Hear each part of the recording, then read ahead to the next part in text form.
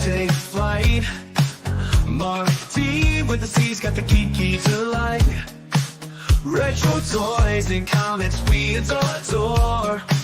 TV and movies, let's explore. Sunday Night Geekery, it's the place to be. With Marc D with a C, let your nerd run free. Old school vibes and stories untold. Tune in, tune out, let the magic unfold. Hey everyone, welcome to Sunday Night Geekery. Sorry for the late start tonight, but you know that stuff. Let me put the overlay on the background here. That stuff happens. So, yep, summertime in the Northeast too. We're at the beach, we're doing stuff, and you always think you're going to be home earlier. But a big shout out, of course, to the Geek and I for that awesome Sunday Night Geekery theme. So make sure you go sub to the Geek and I. Let me put his link in there, or it's right below in the show notes there. But that's an awesome Sunday Night Geekery theme. Love the lyrics to that. So thank you again to the Geek and I for that. Oops, I just went to copy it and I deleted it. Copy the link. And of course, we've got Dave C here.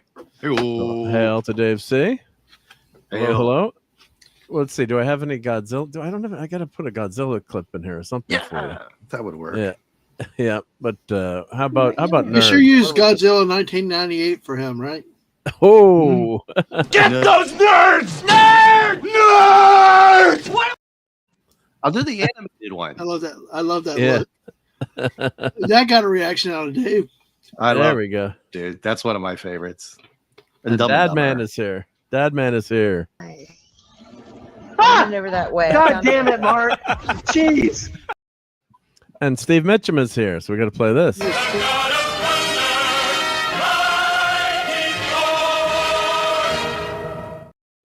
I had one of those moments with Wes Cagle the other night playing Fortnite because he landed on the same damn building I was in. I was like, damn it. And hail to Tom from Midnight Death is here. Godzilla. There it is. There it is. Who would win, Godzilla or Turtles? Godzilla. Depends on if the turtles have enough time to prep. Yes. Oh, good answer. What's up, Tom? How you guys Great doing? to see you, Tom. Yep.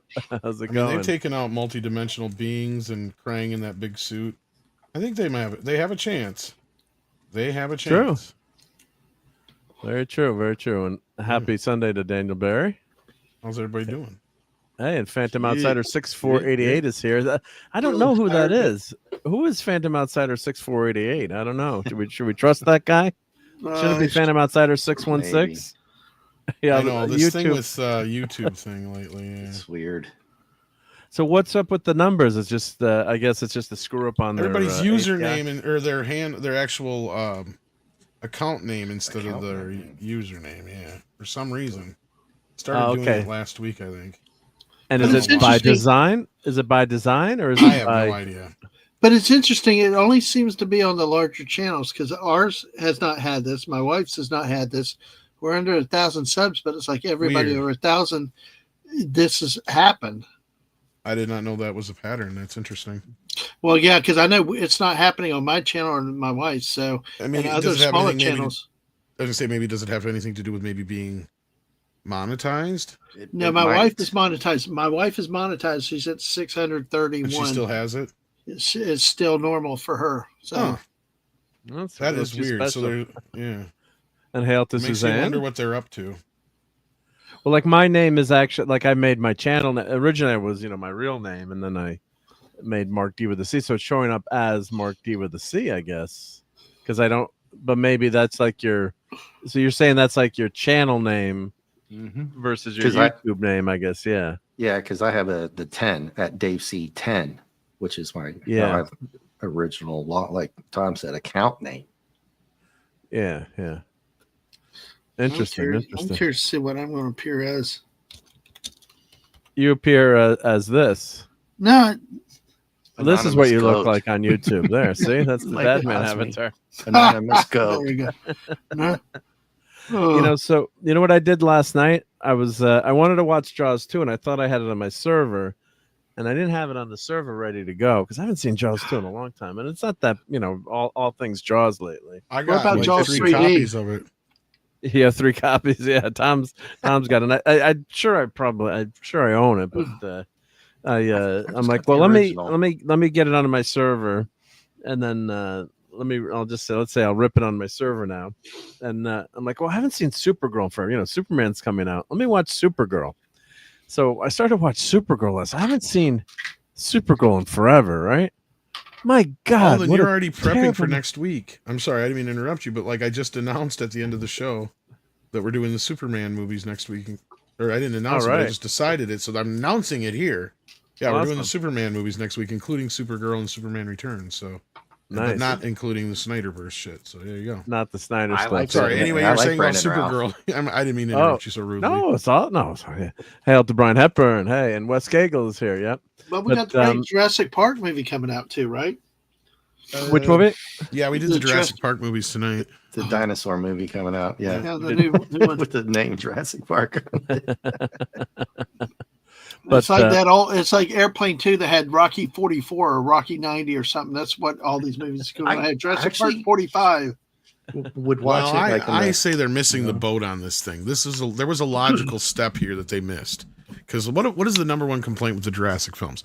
We just want dinos with guns on them, right? Right. That's what we want. We've been promised these militarized dinos for movie after movie after movie. Where is Jurassic World War? We gave them guns and they turned against us. Like now what? Exactly. Now we've got dinosaurs running around with freaking laser beams attached to their head. And we're there. I beat you to the challenge. Yes. Lasers. That's right. Do the air quote when you're at lasers. Sharks with freaking laser beams attached to their heads. Well, Mark had that one ready. Well, I think every predator deserves more meal. Of course, you got to call it that. You got to call it the Alan Parsons Project too while you're at it. Right, the Kanickies. Way to go, a-hole! You're not really going to eat that, are you? Yes, he is. I mean, he eats the skin. It's so gross. But anyhow, I didn't mean to detract there, but I thought. This is all fun. That's what the geekery is about. Yeah. But anyhow, but I was watching Supergirl, so I'm like, I'm going to watch Jaws too. Is that a picture of Supergirl jacked up on steroids? That's the original. That's the original. Slater was in great shape. She worked out for 4 months for the movie. Right. Yeah. The legs are real. All right. Yeah. And she likes chicken and biscuits, I guess, right? And Popeyes. But the movie is so ridiculous, this movie. I forgot, everyone loves Helen Slater. She's so nice. And she's gorgeous, of course. And she was fine in the role. But it starts off in Candor, and it's not the bottle city of Candor. It's just like this Candor in this inner dimension, like in the microverse, basically. And it's, who is it? Peter O'Toole is playing this wackadoodle professor, owner, governor of the place with, like this magic wand that looks very phallic. And he's shining, spinning it all around. And then there's this magic globe, I guess, that he steals that powers all of Candor. And I don't know why he's able to steal this. And it grants like all these magic powers or, can do all these she creates a butterfly and the butterfly flies through the wall of Candor and there's a vacuum that's created and sucks out this power supply. So somehow this power supply ends up on Earth and she's chasing. So she jumps into the spaceship, like this pod, and she's going down. I don't know what's guiding it. And she's going towards Earth. And all of a sudden the Supergirl costume comes on her.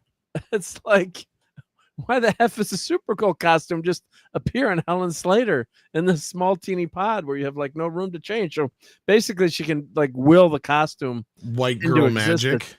Like girl magic, yeah. But I'm bumped.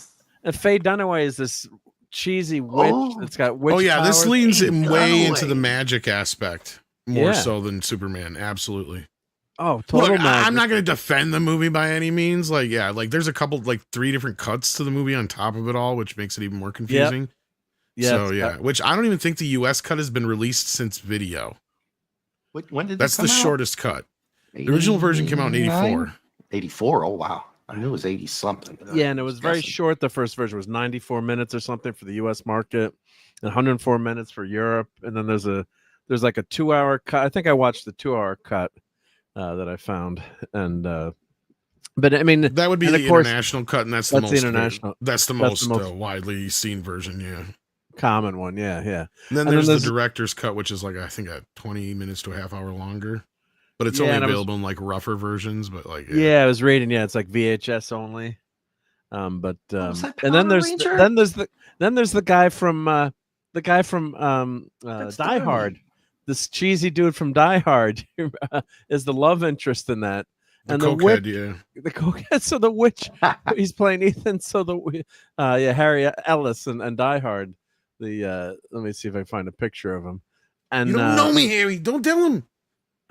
And the witch is like in love with this guy, so she casts this love potion, and of course it's like the first person that she sees is going to fall in love, and of course it ends up being Supergirl. But then the kicker is, this is what he looked like in the movie. So he was a pretty studly dude back then.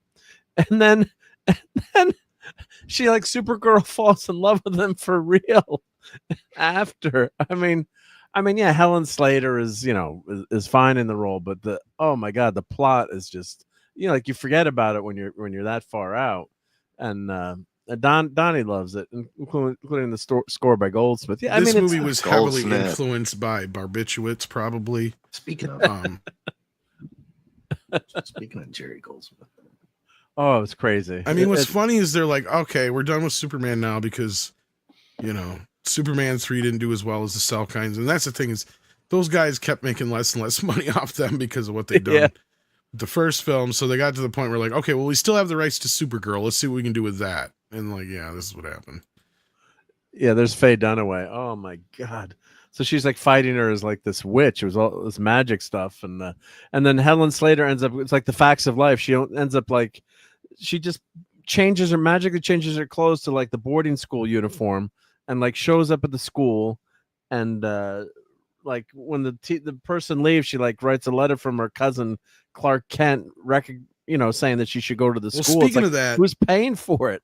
Does anybody know the real story? Because I'm wondering if it'll ever surface.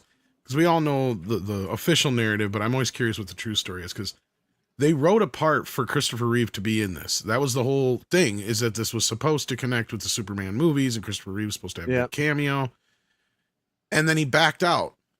So do you think it's because he read the script and said, I ain't doing this shit? I think he read the script. I think so too.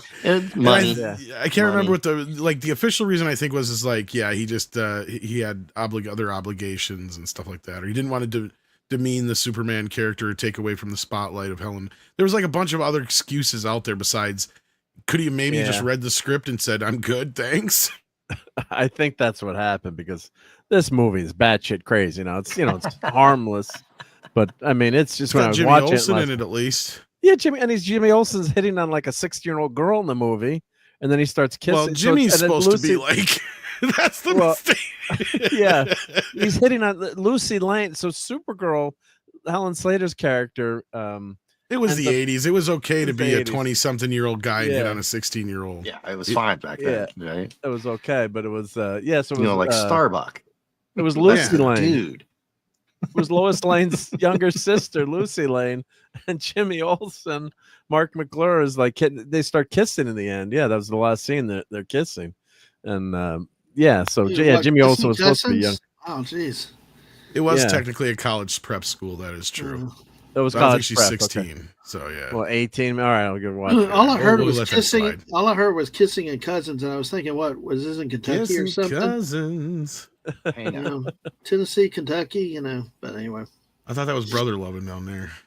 There she is in the schoolgirl uniform. Yeah, I've never seen that poster before. That's actually not bad. I haven't seen it. French movie poster. Yeah. Oh, it's French. Elle arrive in France sur Terre. She arrives on the earth. Yeah, that's like the ship, the monster. That she fights this like weird monster. I was going to say, I don't remember what the monster. Who was the bad guy? It was like this crazy monster that the Warlock and Faye Dunaway, Selena conjures this wizard, and then at the end, the climax is she flies around her in super speed, Like make her confront the monster. It was like some lame thing. And oh my god, it's just so bad. I mean, she's got the powers of Superman. You know, all she had to do, she had super speed. That's Michael Turner's version of her. I really like Michael Turner's version of her. He does it. He does a really good drawing of her. It's up one more. Not that one. I think that's it. Yeah, that's it. That's got to be Michael Turner. Yeah. There's a full length one of him. I mean, of her that he did. Like, yeah, the full length one. It's really nice. Yeah. But yeah, it's just there's Lisa. We need Lisa here. Yeah, we need Lisa for the Supergirl talk. Yep. But yeah, it's just terrible. I mean, Tom, what would you? I'd give the movie like a 3 out of 10 or a 4 out of 10. Oh yeah, a cheesy value. It's got something going for it, but outside of that, no, it's a bust. The story is so bad. Some of the cast is really good. It has some elements to it that you can enjoy. But outside of like a Mystery Science Theater 3000 kind of getting together with your buddies and poking some fun at it. Yeah, dude, that would be a great one for MSTK. It doesn't really have any inherent value outside of that. Yeah, there's Ellis from with the globe, the magical globe. Yeah, magic and Superman just doesn't work that well together. So we'll see what they're. Are they leaning? The rumors are leaning into some of that in the new movie, or? Somewhat. I mean, because I believe that's more Silver Age stuff, which they're leaning into. So yeah. And of course, some of our friends have seen the movie, but you know they're not allowed to say anything about it till the embargo is lifted. So hopefully the movie I've heard mostly good. Positive thus far, so we'll see. Yeah, fingers crossed that that's good. Yep. And here's all the Supergirls. So yeah, Helen Slater and that's the girl from V. I'm forgetting her name. Oh, what was her name? She's very cute. Oh, yeah, I can't remember her name. Oh God, what was Lauren something? Oh, what was her? Oh, if I click on it, maybe it'll tell us the names. Yeah, Laura Vander, who yep, and then Melissa Benoit and Sasha Calle. Sasha Calle actually ended up looking very cute as Supergirl. I thought, in the disaster of a movie, but I thought the costume looked better. Once you, a lot of times the trailers or those pre-shots, it doesn't look as good. But I thought, I prefer obviously the traditional Supergirl costume. Yep. But it was just, Reeves declined to make a cameo. Yeah, he was in a different. They said it was a different galaxy, and Lucy Lane is, look, they're ogling him there.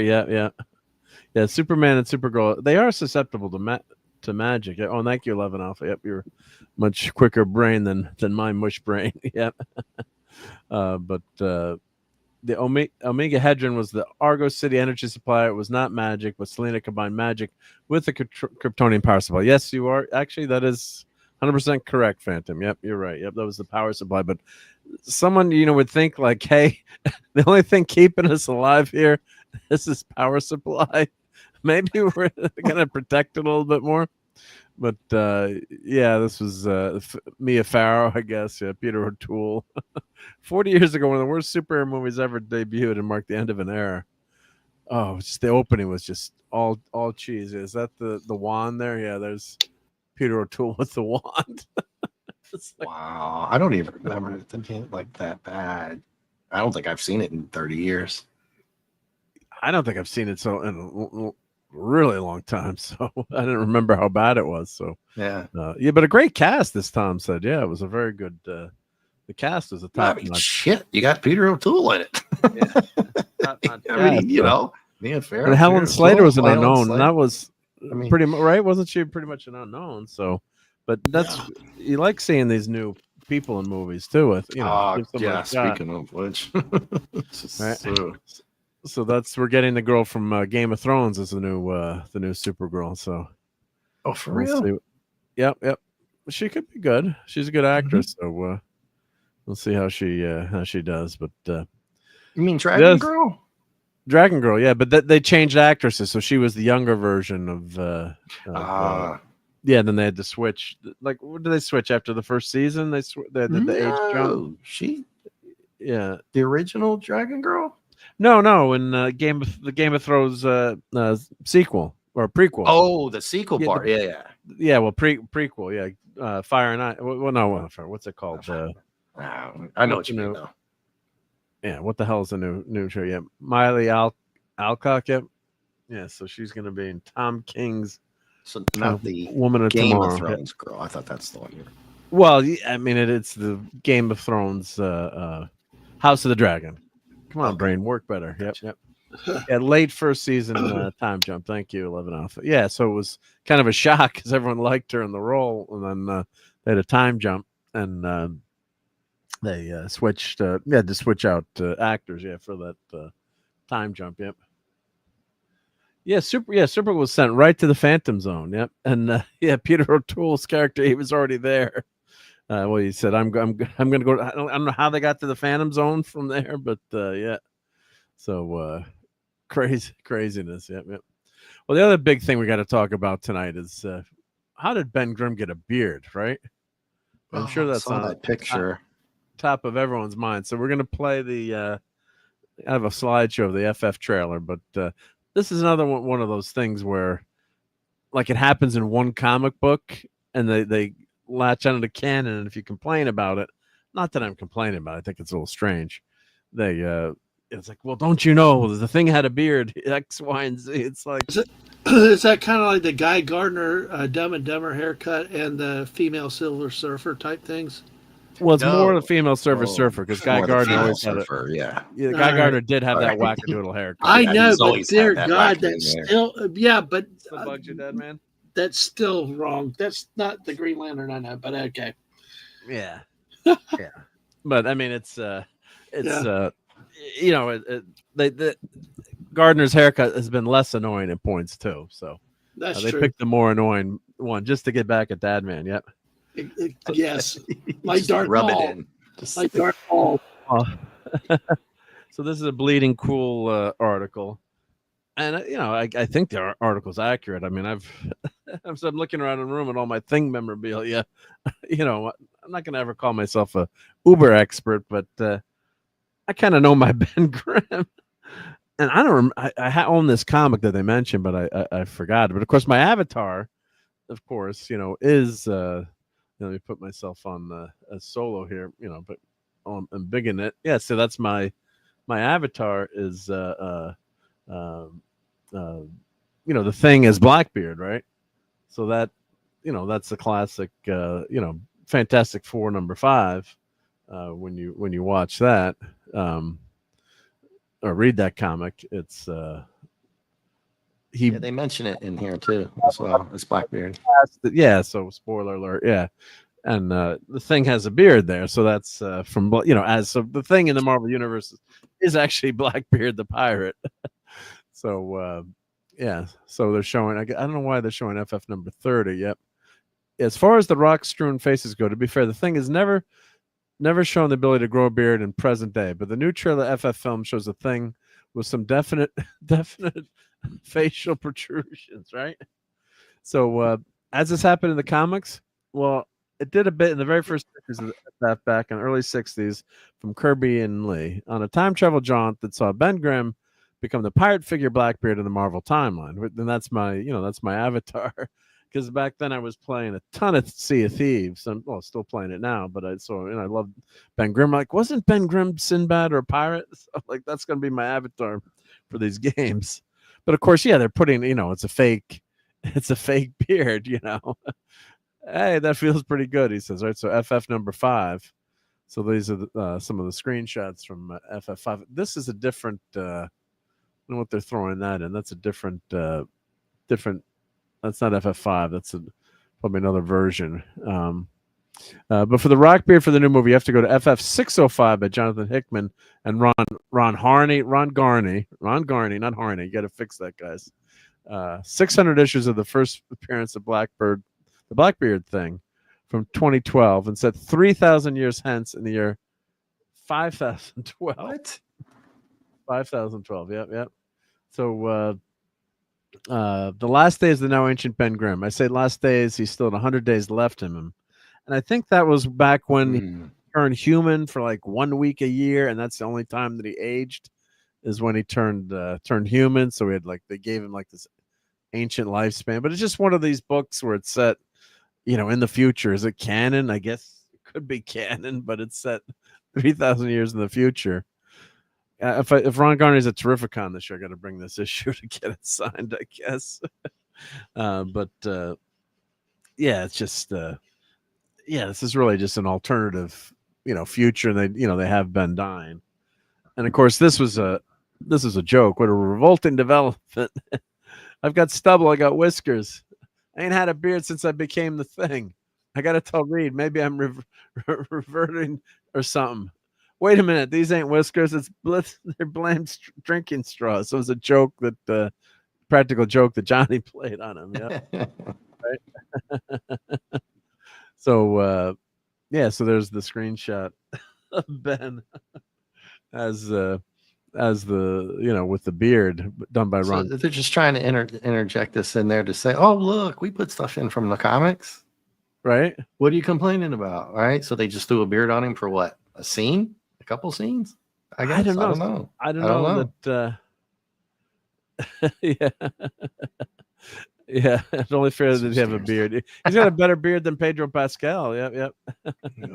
So, does Pedro's count as a beard, or what is that? It looks like he's got stubble. Yeah. Yeah. Preteen stubble hair. But I don't know why they're showing this. One World Under Doom, Fantastic Four Zero. I don't know.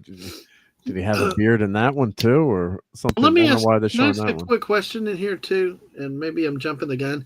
What is? I keep hearing the rumors that Sue Storm is now going to be the leader of the FF. Is there any source material, anything where that ever was true? Because I've always thought Reed Richards was the clear leader of the Fantastic Four. Well, a couple times Reed did leave the FF. One time he got stuck in in another dimension in the past, and Sue took over the group. But it was always because Reed wasn't there, and it doesn't mean that you're a team, so it doesn't mean like a character can't have an idea or says let's do this or that. They're partners, husband and wife too. But that doesn't mean that you can't assert leadership sometimes, but they always deferred to, it was understood that Reed was the leader. Of right. course it changed, it's changed over time, but Reed has left the group, a couple times. I'm trying, you got to look up the history. There's so many issues, but I remember for quite a period, pretty long period, he was not in the FF. He was stuck. Was it the Hickman era? I can't remember now, but stuff has happened. At one point, he was losing his powers, and he thought he was going to have to quit, being a member of the group. And then he, I think it was an issue with the Red Ghost and his apes, and I believe they went up into space again. And he got hit with some cosmic rays again. I'm trying to remember. I think it was in the lower 200s, and then he he got his powers were rejuvenated, but for a long time he was a very limp Mr. Fantastic. Yeah, gotcha. Yeah. Only thing Sue was leading on being the heart of the family, but Reed was the team leader when he was there. Yeah, they always deferred to Reed, as the leader, but it didn't mean he didn't listen to anyone in the group. So, so just crazy.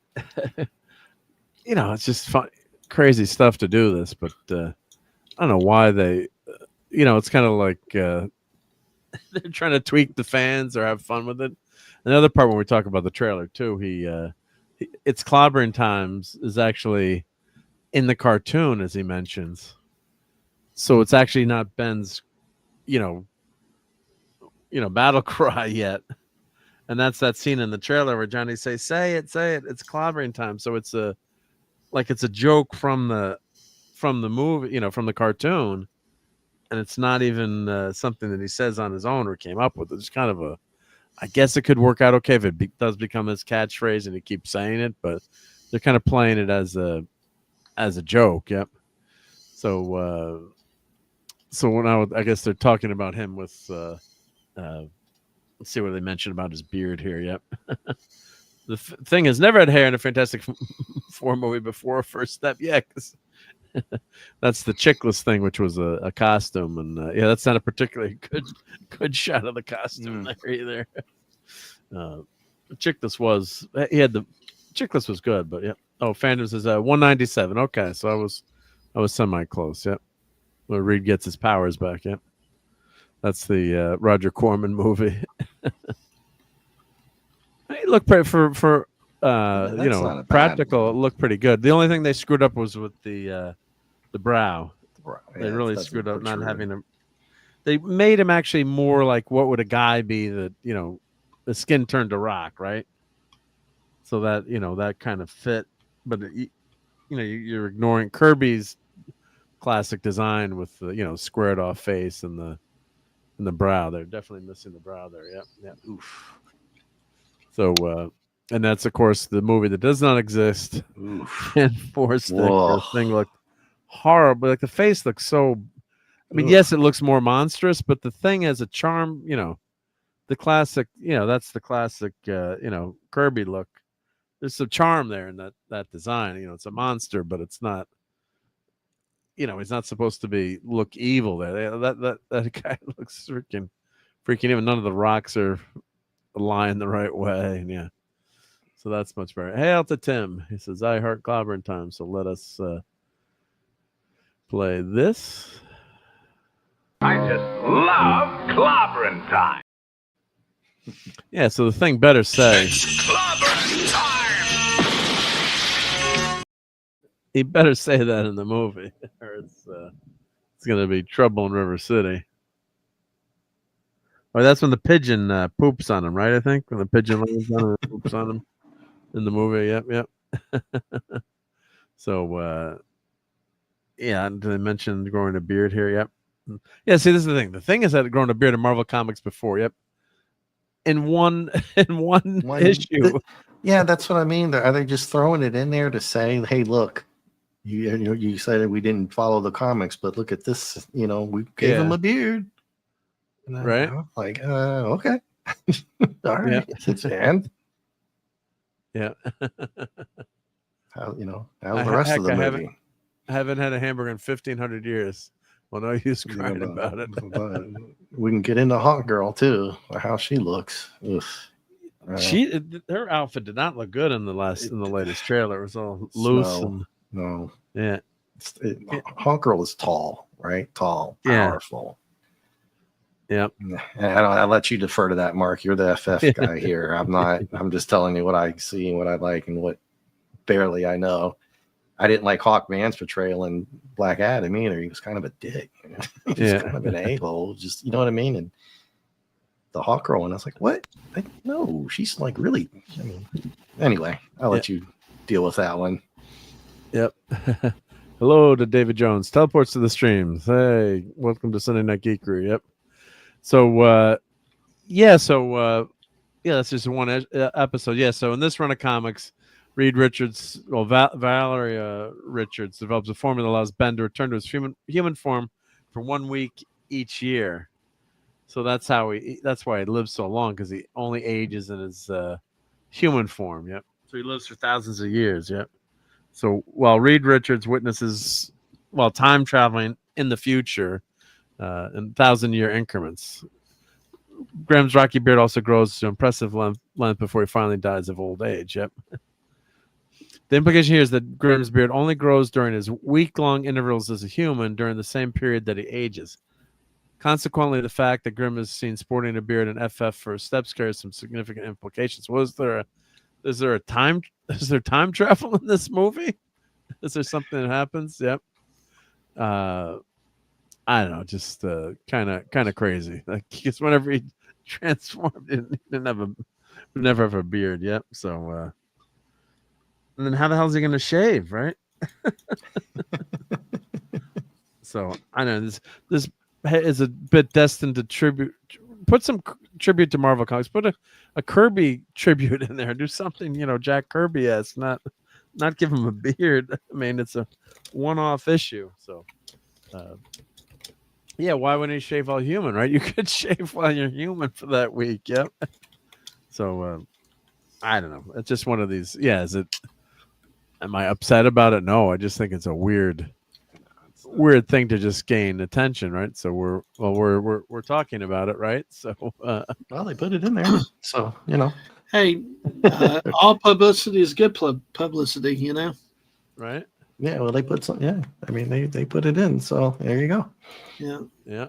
So here's the trailer. We'll go through the trailer again, and I probably took too many slides, so I better speed this up because we'll be here for hours. But they really didn't add much new to this this trailer. See, I think Pedro though needed to shave because every picture I've seen of Reed Richards was a clean-shaven man, and he looked professorish. He did not the bummy, dirty look like he's got. Well, here. plus it's not a full cool beard too. It's Right. like a half beard, right? Half beard. Yeah. Yeah. Yep. It's like my facial hair. That's why I don't grow it. Sometimes you got to shave. Yeah. And Fantasia, and I mean he's old, limping with a cane and a 40-pound rock beard is not a help for him, right? Yeah. So I guess they're on the the Ed Sullivan show, and they get the call on their watch, which is cool. And we get an example of Mr. Fantastic stretching, and I think I went back and took some more clips of him stretching, see what Stretcho was doing here, and the effect looked pretty good, I have to say. The Fox FF movies, the stretching effects were just, let's say, we're not so good, right? Even though I did like a lot about those movies. There were some good in those movies. Yeah, there's the Silver Surfer. The Galactus Cloud was a disaster, and the Doctor Doom was a disaster in those movies. But I thought they got the characterization of Ben pretty spot on, and especially Johnny. The banter between the two. But yeah, you're right, Dad, man. Reed Richards. It's kind of like a straight-laced,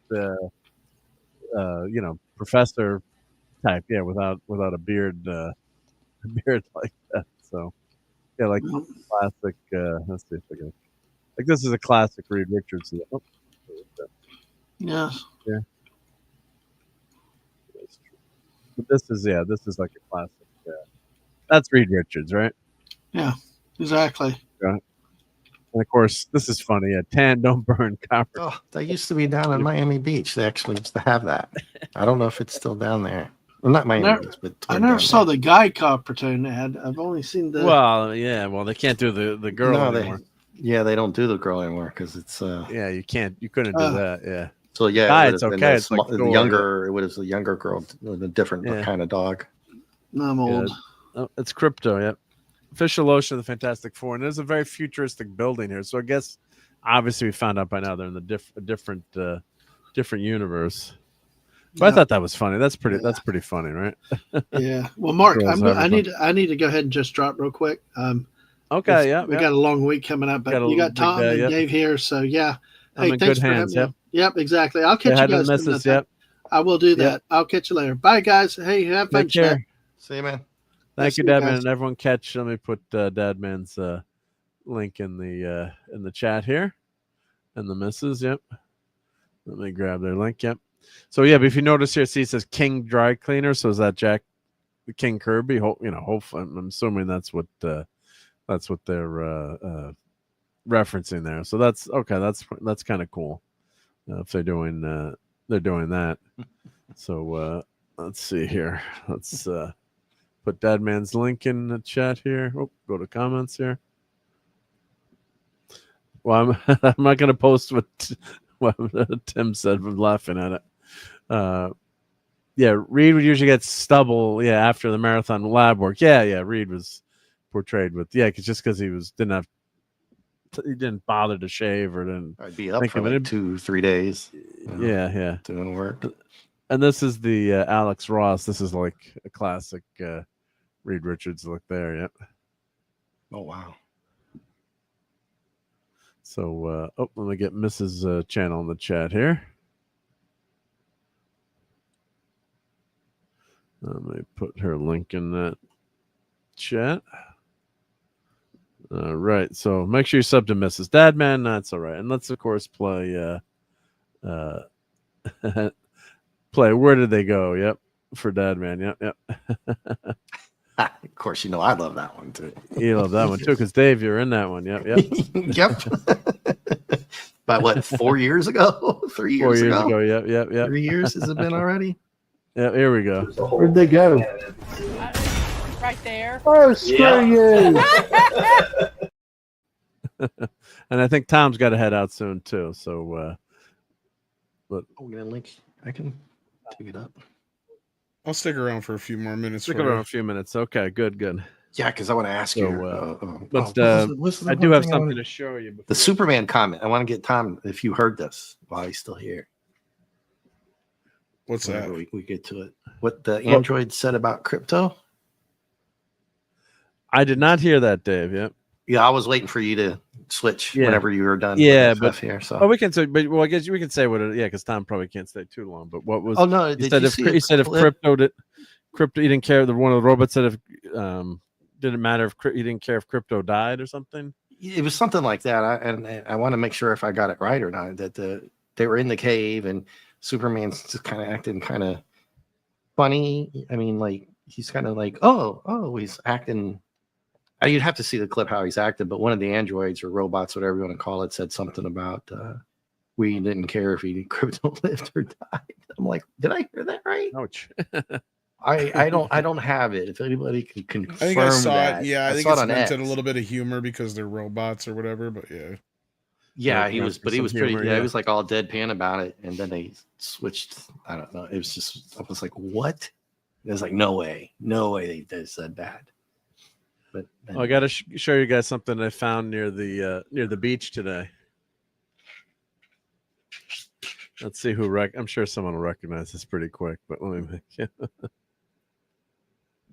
it came out of the shark and Jaws. that's the, Yep, Tom Very got good. it quick. Yeah, Tom yeah. got it Which quick, version yeah. is cool? I got this version, the bloodstained version.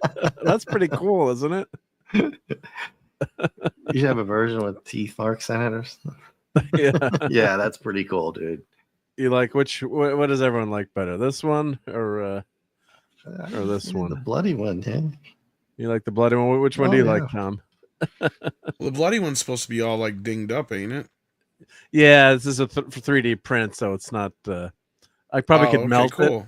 Oh, okay. could- No, it looks cool. You could probably melt it, but yeah, it's a 3D print. But it actually came out pretty good. The blood one I didn't think was going to be as good, but probably if I put like the heat gun on it, you could melt it up. But that's what Jaws, Jaws fans would catch that pretty quickly, I guess, right? Yeah. But most normal people wouldn't pick up on that. What's that?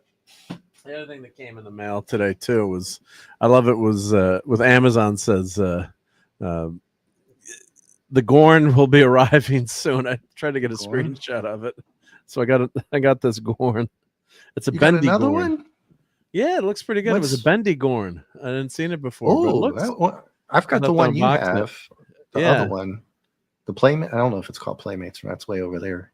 this is a bendy fig, but it looks like it's pretty deep. Like sometimes the bendy figs are like not so good. That one looks pretty I got good. 'em, but- although the box is like was taped. See the back. Yeah. Here's the back. Yep, that's pretty Okay. damn good.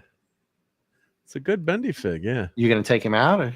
Oh, you're gonna take me out because the box that I got it's probably a third party seller. The Mm. box is trash, so it's got Ah. tape around it holding him on the box. So, what they should have done is glued it. But it actually it looks pretty. It's tough to see through the interwebs here, but it's a pretty good, No, it looks pretty great. good figure. Yeah, pretty I good. forget that other pretty one that you detailed, and I yeah. have Yeah. way over there. I won't take him out though. 'Cause it's my only one. So I guess they also have Kirk and Spock. Uhura. Is that Dr. McCoy? Yep. Explore the world of bendy figs. Yep. So it's like the Gorn is on its way. And of course, this is the guy that says, say it's clobbering time. And he actually has a better voice than Ben Grimm.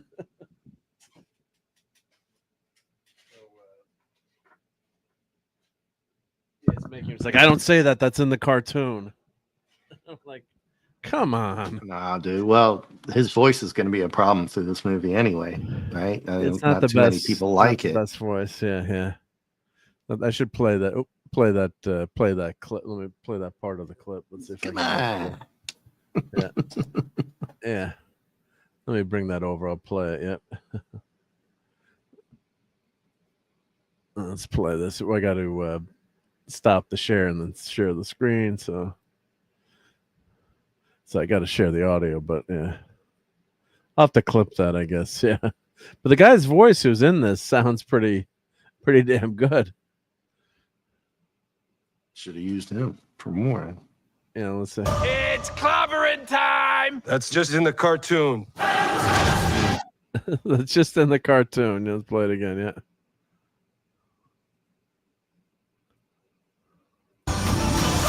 It's clobbering time! That's just in the cartoon. I tell you, man, Johnny with that's great. That's great with the. he's got to say it, right? I mean, he's got to say he's it. got to say it. He's got to say. You remember it. what was it? The Avengers when the Battle of New York when Hulk was beating the crap out of Loki. He does the lines like that, puny human or whatever. Yeah, puny human. Yeah, that was back when the. That was a funny line, you know. But The now Hulk they was just much get better way back then. just too cute with everything. Just way too cute, you know. Well, Mark Ruffalo was just such an idiot too in the real world. Oh, I just hate his version of the Hulk now. Yeah, Edward Norton was so getting much unbearable. better. Yeah. So so it's just so more of the family dynamic here, and I guess just showing Reed stretching. I guess that's part of it. They show Johnny flying. All the effects look good. I have to say, nothing looks bad. And I guess they've got these cool watches. So this is they're introducing, not the Silver Surfer shows up, and I think it was Tom that was saying that she's got that metallic kind of sounding voice, sounding like Tom. Who did you say that she sounded? And I'm forgetting now. She reminded me a lot of Aaliyah from Star Trek: The Motion Picture. Thank you. Yeah. With like a robotic tinge to her voice. Yeah. So, here's not the Silver Surfer showing up. So I guess what it looks like is part of this movie is she's comes and says she's Galactus is really hungry. You're all doomed, and I think that's the Fantastic Four travel. That's what we see here. I'm guessing the FF travel to Galactus's planet or spaceship. I'm guessing that's what part of this movie is. And Sue is pregnant here, and then of course, Franklin is born. So there's this movie takes part, I guess, over 9 months or over a long period. So there's Galactus's spaceship appearing towards Earth, and he's hungry, and someone get him some French fries.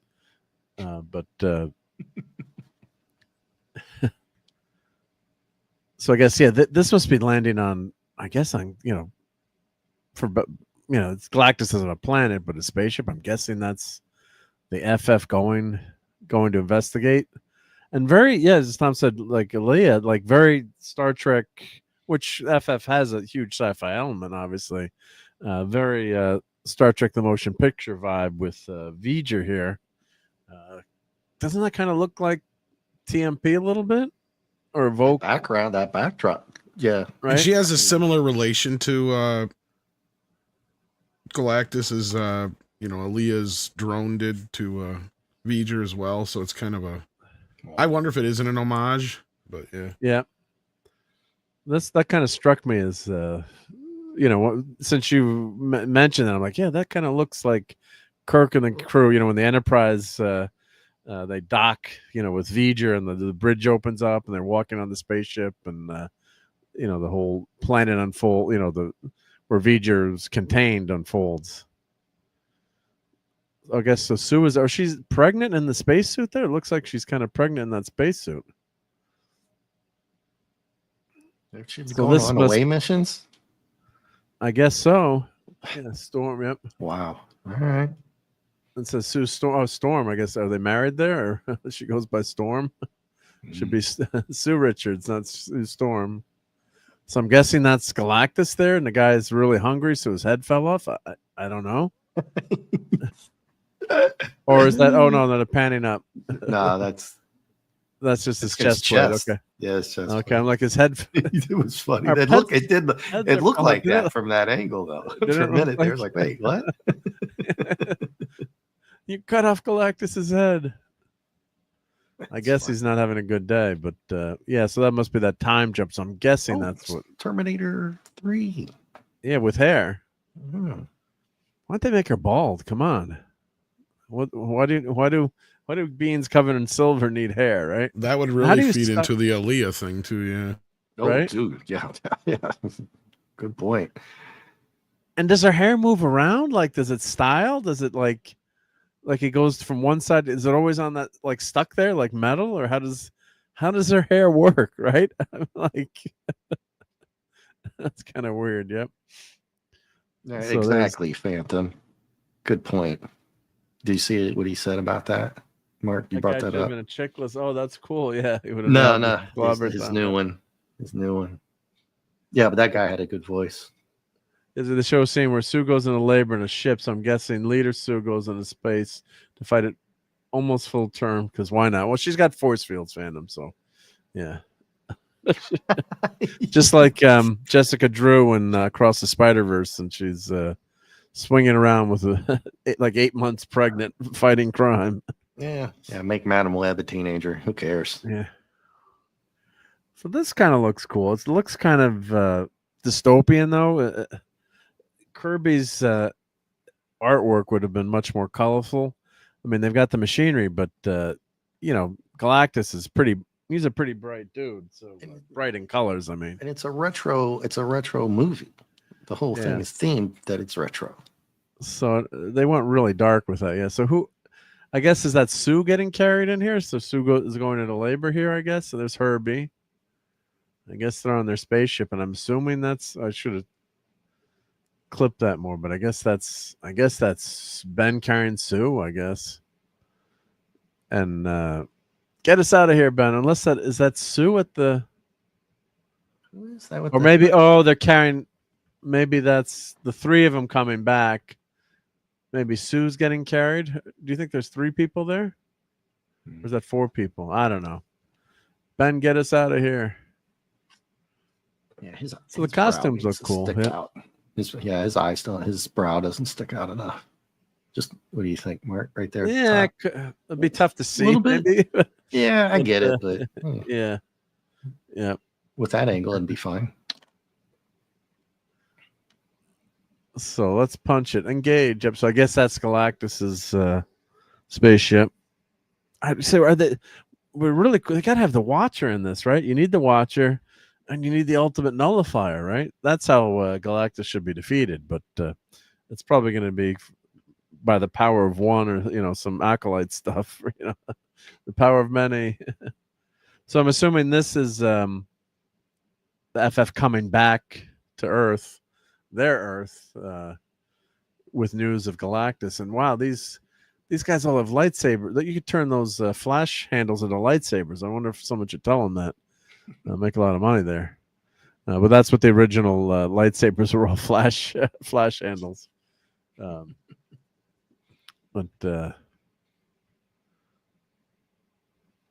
Yeah, so that's "We will protect you." Yeah. So yeah, very retro look there with the cameras. And I guess Sue's not there. Sue must be in labor, like Phantom's saying, right? Yep. Sue's giving birth to Franklin. Yep. And Galactus is on his way. Yeah, there's Franklin. See, I wish they'd started younger. Didn't start with this with Franklin and FF. I wish they had done like a either Mole Man or Giganto, fighting some of the Mole Man's creatures, or do Doom. Of course, now they've got Avengers Doomsday with Robert Downey Jr. as Doom. Like, which version of Doom is he? And but you should have FF should have Dr. Doom as their main villain, not the Avengers. Yep. So there's Galactus. Of course, we know Galactus makes it to New York. Yep. So you got to keep a sailor happy. Come on. We get this guy bleeped. Oh, you remember my Fantastic Four? Do I still have my mashup here that I had done? Let's see. I don't know if I still have it on here where I mashed up the FF and Ghostbusters. Yep. I think I took it off. Yep. And Johnny, I guess I want to see, it's tough to tell from a trailer, but see that interaction between Ben and Johnny. Hopefully they're driving each other crazy all the time.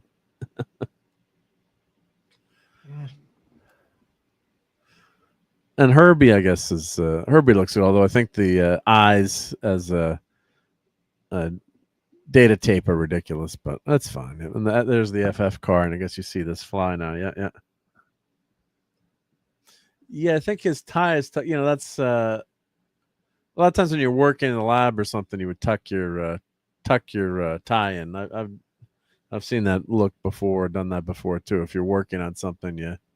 But it goes back. Let's see, was it here? I definitely did see that where his tie was.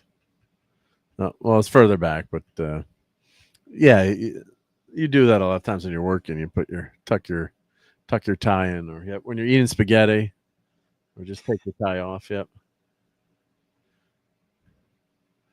So pull back. I guess you pull back. So this is pretty cool. Fantastic. I would have liked a more traditional, fantastic car with the 4 different tubs. The tub. What would you call it? Yep. The bathtub version. Tubmobile. Yeah, but that's still cool. Very futuristic. Yep. So a lot of this stuff was in the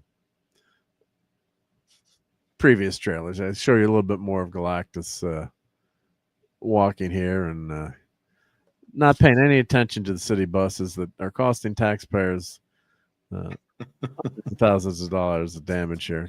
Taking out the yellow cab. Yep. Canada Dry's got some product placement. Hover grill. Sub-Zero Intel. I can't read that. What's at the movies there? No, talking. I don't know. Sub-Zero and Intel, I guess. Yeah.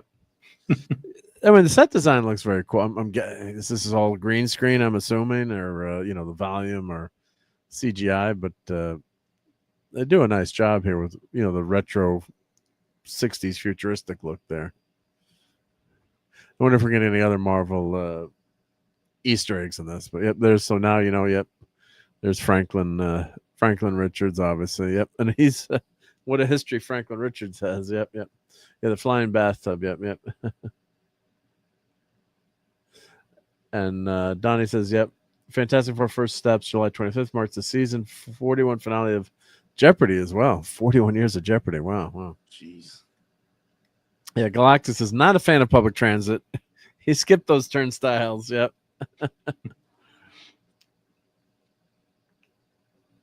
I think Ben looks pretty decent. It's yeah, you can pretty see close to come. Yeah, this one's not bad, right? You can see the overhang there. Yeah, it could be a little bit more, but it's tough for the guy to wear that all the time, right? Yeah. Just kidding. Yeah, we know. It's he spent 5 hours just getting ready. Yeah. Well, Chickless here with the makeup. Yeah, it was. God, that was a lot. That's why, of course, they have him wear pants, and wear it's less CGI work too to have him wearing a shirt. Where in the comics, most of the time he doesn't bother wearing a shirt. Right? You're made of rock. Ever. Yeah. Unless he was indoors, formal. Well, later on he had that jumpsuit, and artists did then put him in that outfit like that too, because a lot of extra lines to draw. Right? You got to draw the thing with all his lines. Yep. So this looks like in Paris, next to the Eiffel Tower, they got some kind of device going, I guess. And there's one off to the left. If we go back to that, there's another signal or some other device going off in the background. So they've got these set up all over. I don't know what's happening, but of course Franklin Richards is incredibly powerful. Being, if you know his history, just some, he can reshape the world. So he's been powered up, powered down, aged up, aged down.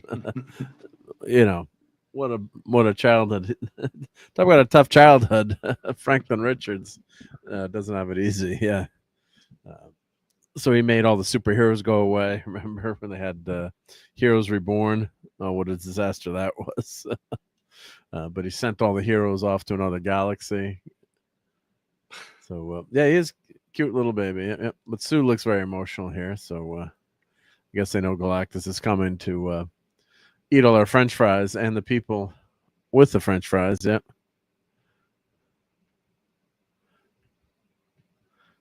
So at least the trailers don't give away too much of the plot, which is good. Their greatest strength is family. Yeah. Well, that was the groundbreaking thing about the FF was, it was a family with the foibles and problems and difficulties. The DC world was basically a perfect world, and you had these guys a more realistic portrayal. As much as you can with someone who stretches, flies and turns to the rock and can put up force fields. But the family dynamic was what set them apart. And the FF saved Marvel Comics. I think with Clobberin Times, I went back on one of his Monday Night Marc C streams, and we're looking at the sales. Back then you could look at the sales numbers, and Marvel was basically publishing quote unquote, here's the beard coming up, romance comics that Jack Kirby had done a ton of romance comics. He was doing the covers for those too, and then westerns. And he did a lot that. of and they had a lot of monster comics, but not they didn't have the superhero comics. And, you look at it, and the FF saved Marvel Comics. I mean, you look at the sales figures. You go back, Mike's Amazing World. We'd done that with Clobberin Times. And then you see what titles are published too, and I don't even think it was started monthly, but Fandom's Galactus ship is larger than a solar system, so we could let people live there if you want to. But he travels on that ship mostly alone. Yeah, well, it's too people are annoying, right? They leave the toilet seat up, and put the cap on the toothpaste. They're watching the Squid Game after hours. Yep. So here's Ben with the bearded Ben, and he's not Sinbad. So I don't know how the F they're going to explain this, or if it's something where he gets sent to the future, maybe. Who knows? I guess I'll defer to you on this one. I don't know. Yeah, bearded Ben. Yep. Yep. So it's like the Titanic scene here. I'm the king of the world. Yeah, he's telling him here. I wish the subtitles you get the closed caption for subtitles. It's like I'm the king of the world. I'm just say it.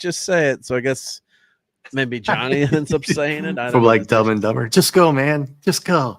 I guess he's dropping. Is he dropping? It's like a fastball special. He's going to drop Ben on Galactus. I don't know what's happening, but they're playing it for a joke, but I guess it could be okay depending on how it turns out. It would be a good move though, right? To launch Ben into him, knock him on his ass. That would be a good move. But Galactus is so powerful that right, just like everyone's a gnat to Galactus, right? What was that? Inconsequential beings. Yeah. So I wonder if we're gonna get any of the not Silver Surfer's origin, like. Is Norrin Rad dead in this universe? And Shalabal offers to become. Tom, you think they'll do that if this does well? Do you think they're going to pull that move? I don't know. I don't think this does very well at all, unless it's something we're not expecting, maybe. But Galactus would be the only reason I even go see this, dude. I think we're predicting like 400 million was our. 425 million. I don't think it's going to do much better than. I mean, as a lifelong FF fan, I hope the movie's good and it makes a ton of money. But look at what happened with Captain America. Not Captain America. What did that make? Like 425, Tom, or that last one worldwide? No, somewhere in the 4 range. I don't remember how much But exactly, but yeah. Low 4s, though, right? It was low 4s, all right? Yeah. That's So that, wow. That's and bad. how much of that movie costs? Probably 200 million at least, right? With all the advertising or more. Thrown in. I guess it did probably ended up making some money, but you've got the salaries thrown in. You got Harrison Ford, in there. He's not the big draw that he once was. So Not for that.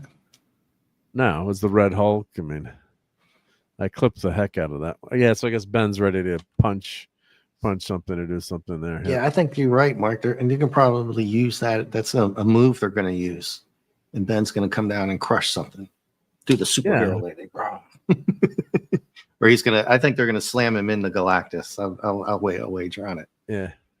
I think you're right That's about it. Kind of cool effect for Sue with her force field there. I like that. Does Ben have a beard in that? Oh, I guess Ben has a beard in that. This is the end of the movie, I guess. Ben. Now, she's behind them. Can you see the beard there? Force field? And maybe we just could never notice they had a beard. They had a beard there. Maybe he's got the. We just never saw it before, or it's too. I didn't know about it until today, or I saw it on X yesterday, or whatever. No, but I think now that you look closely at the scene, I think he's got a beard here. Right? It looks like a beard there. 381 Thunderbolts. That's it. Jesus. What's he doing here, Mark? What's he doing? Oh, I think they're going to knock the building on and trap him. I'm guessing this is the final showdown with Galactus. Is that the ultimate nullifier? No, what has he got? Oh no, he's got. That's got to be Galactus. So I wait for you to come back and tell us how this was. Yeah. No, I hope it's great, I hope for your sake, Mark, that you like it. You know what I mean? I really don't want you to be too disappointed. We all know how FF fan you are, but I hope it works out for you. I'm just it's just I might female surfer is just it's too much, man. Is a pisser. Yeah. Oops, I closed the. That's all good. Oh, let me. And his voice is still. I think his voice is going to grate on people, but I think maybe they'll get over it. Maybe the first 30 minutes or 40 minutes, and then they'll get over it. But that was initially the first thing that everybody was saying. Oh my God, the voice. Everybody, Nick and everybody was like, it's terrible. Well, it should be gravelly, and Tom had the great idea to give him a Rocky kind of effect every time he talks, or bang the rocks together like a you could add a sound effect in there, especially today. It's so easy to do with the computer. Well, he's a big city guy. Anyway, what's his Ben's original origin story from way? He's a fighter pilot in World War II. Yep.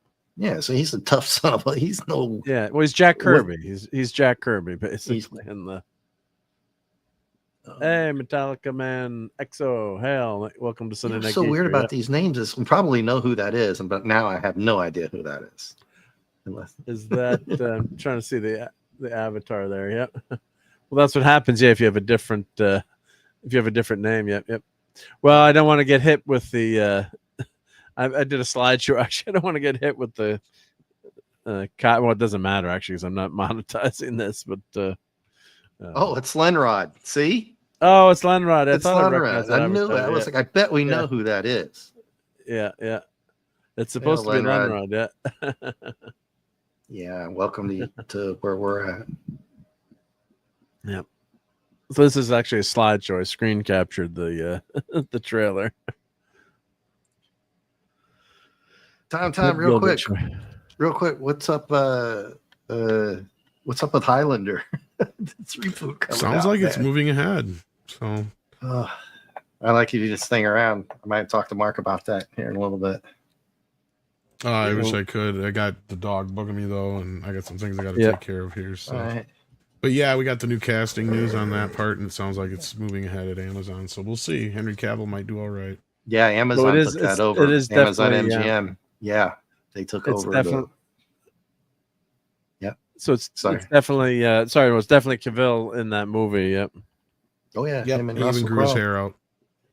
Yeah. Moving forward. Okay, well that's good. Yeah. So yeah, because Russell Crowe was just cast. Yep. Is he going to play Sean Connery's part? I guess. I guess He's so. gonna I don't know if play- he's playing Ramirez directly or not, but yeah. Interesting. So I got an article on it saying, just like Tom had said, that Amazon's pulling it up. It's Amazon MGM Studios, and it's the director for Wick, John Wick. right? Yeah, and he's Chad been attached to it for a Stahelski. while, and so has Cavill. Yeah. But I'm worried that Cavill's going to start getting. He's doing Voltron now. He did Witcher. He's doing this one. It's kind of like, oof, get that paycheck, man. But damn, we're going to get a lot of Cavill coming up, but no Bond. He's up for he's a plausible Bond, but we'll see. Yeah, He should be. should be. It's a Bond. no-brainer to have him do Bond for Oh 10 my years. God, but, that's a billion. That's a billion. How old is Henry Cavill now? How old is He's he? getting up there already, though, man. 40s.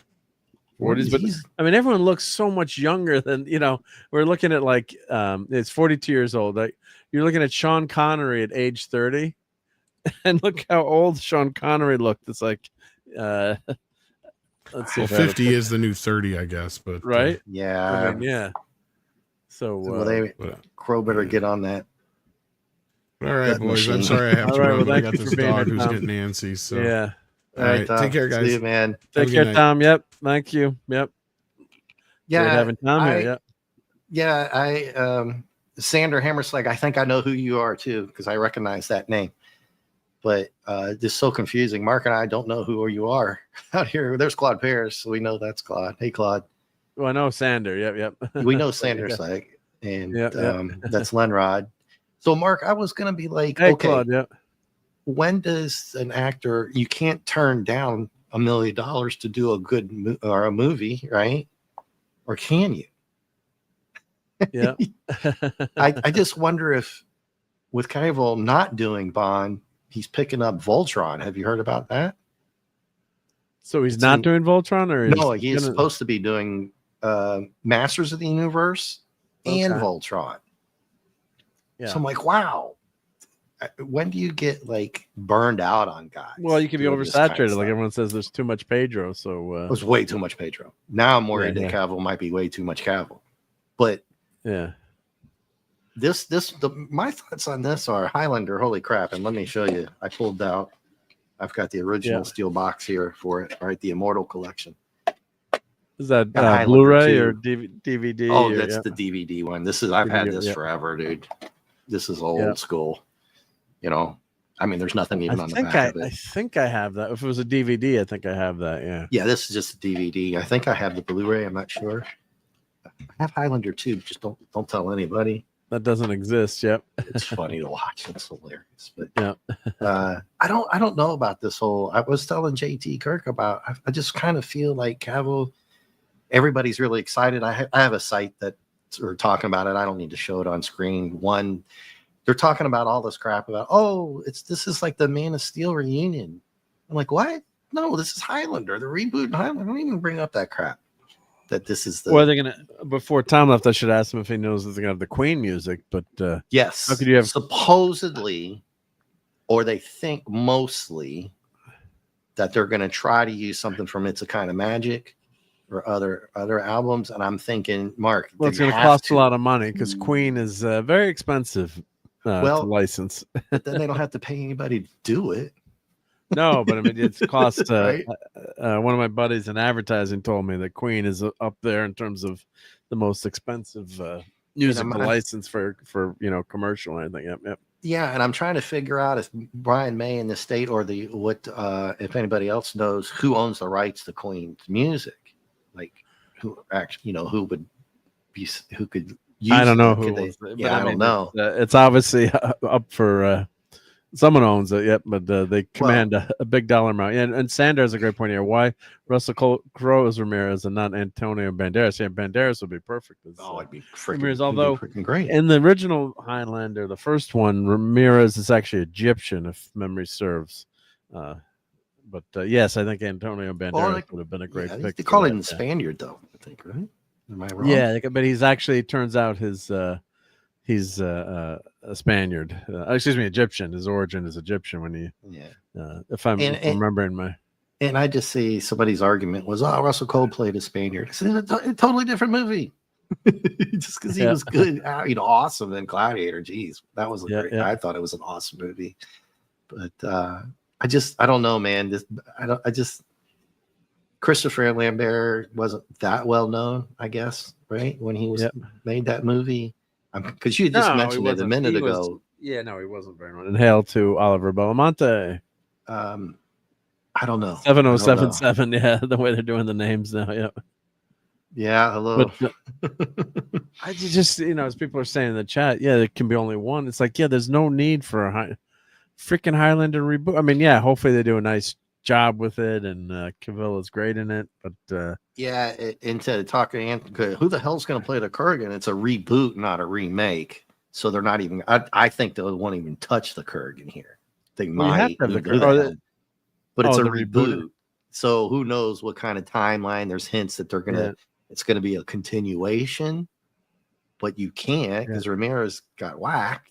Well, here when they're saying when a mystical Russell Nash Lambert kills a man in a sword fight, there was a sliver of an ancient weapon lodged in a car. A description in the original Highlander films. After brilliant forensics expert Brenda Wyatt, Roxana Hart recovers evidence of the mysterious weapon. She and partner Lieutenant Frank Moran embark on an investigation of Nash that will land him in the middle of a dangerous centuries-old feud between powerful immortals. Oh, that's the original. And let me correct that article. I might be wrong here. I'm sure you in the chat can help me. But wasn't that the sword stuck in the concrete wall? And under Madison Square Garden. It wasn't in the car, so they didn't even get that right there in the article. Although there is no parking under Madison Square Garden, but started as a Spaniard, went well to Egypt and Japan in his years before meeting the Highlander. All right, so he started as a Spaniard. I could have sworn he started as an Egyptian, but I'll defer to Phantom. I'm going to stick with I'll stick with the Spaniard. Go against you on this one too. I don't know what they do with these kind of things. He's doing so now. He's going to have 3 or 4 movies coming out, all that I want to go see. Right, I want to go. I would, but if they start doing weird crap, you know me, dude. I got no problem saying I ain't going to see it.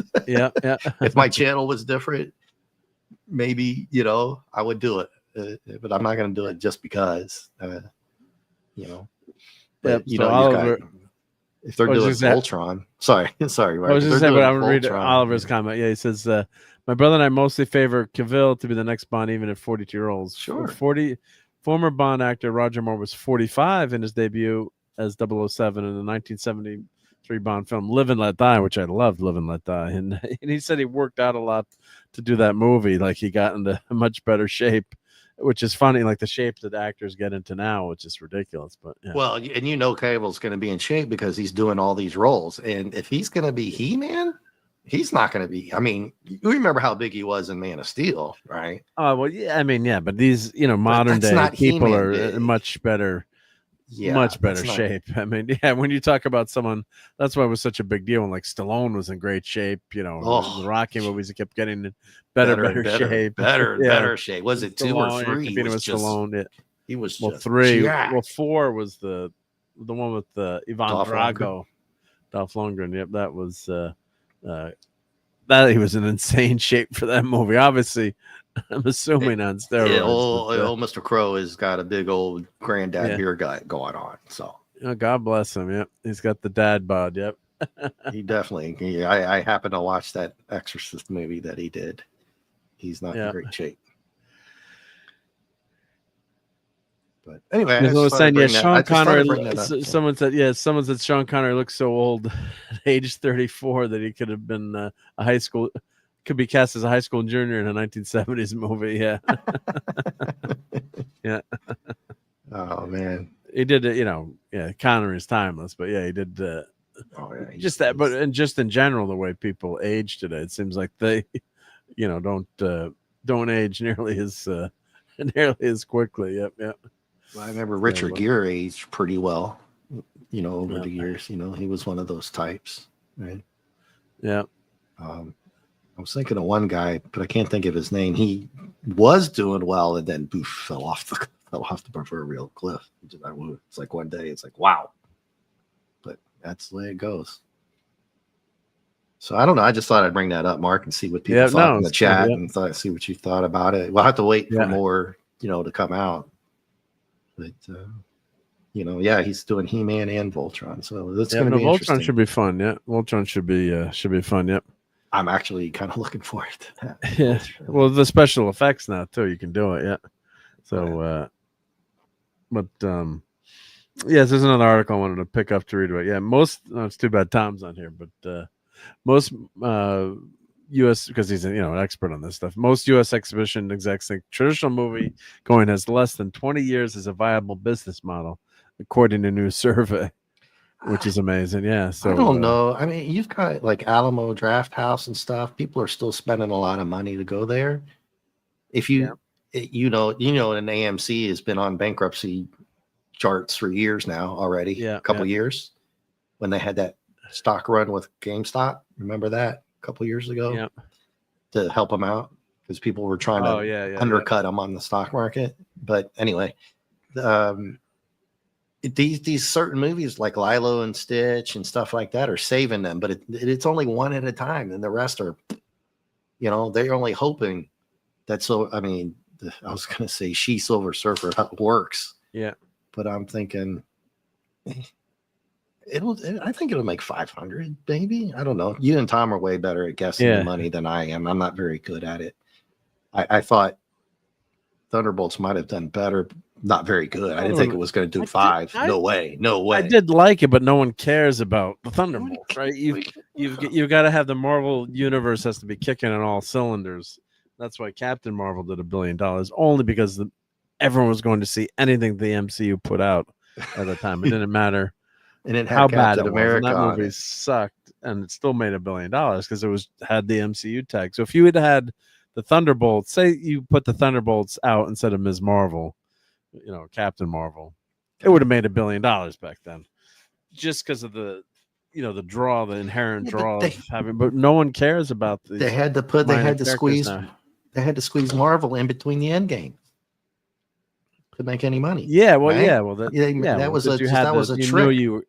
Yeah, it was brilliant. It was smart. Yep. And Phantom says, "Oh, I was actually right. Checked. Ramirez was born in Egypt in 1896 BC. Visited Japan, trained under another immortal. And his newest life was in Spain till he came to find the Highlander. So I was right. Nice, Mark. My Garbaggio memory was correct. Very good. Good on you. Yep. They'll still get money from the older folks, but I bet Gen Z Alpha are doing movies far less. Yeah, I wonder if my kids even go to movies. Do they actually go to them? I'm like, maybe if it's an event movie.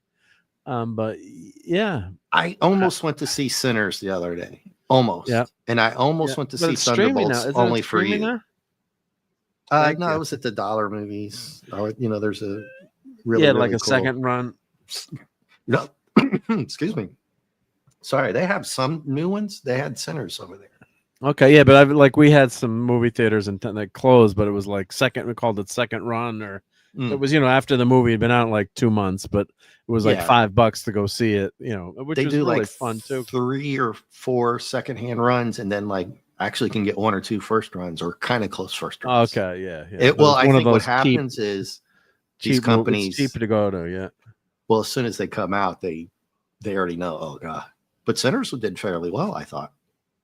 Yeah, no, it did well. Yeah, we'll look at the box office. Hey, Polly's Minion is here, and the pepperoni. So hopefully this stream is Truck Dog approved.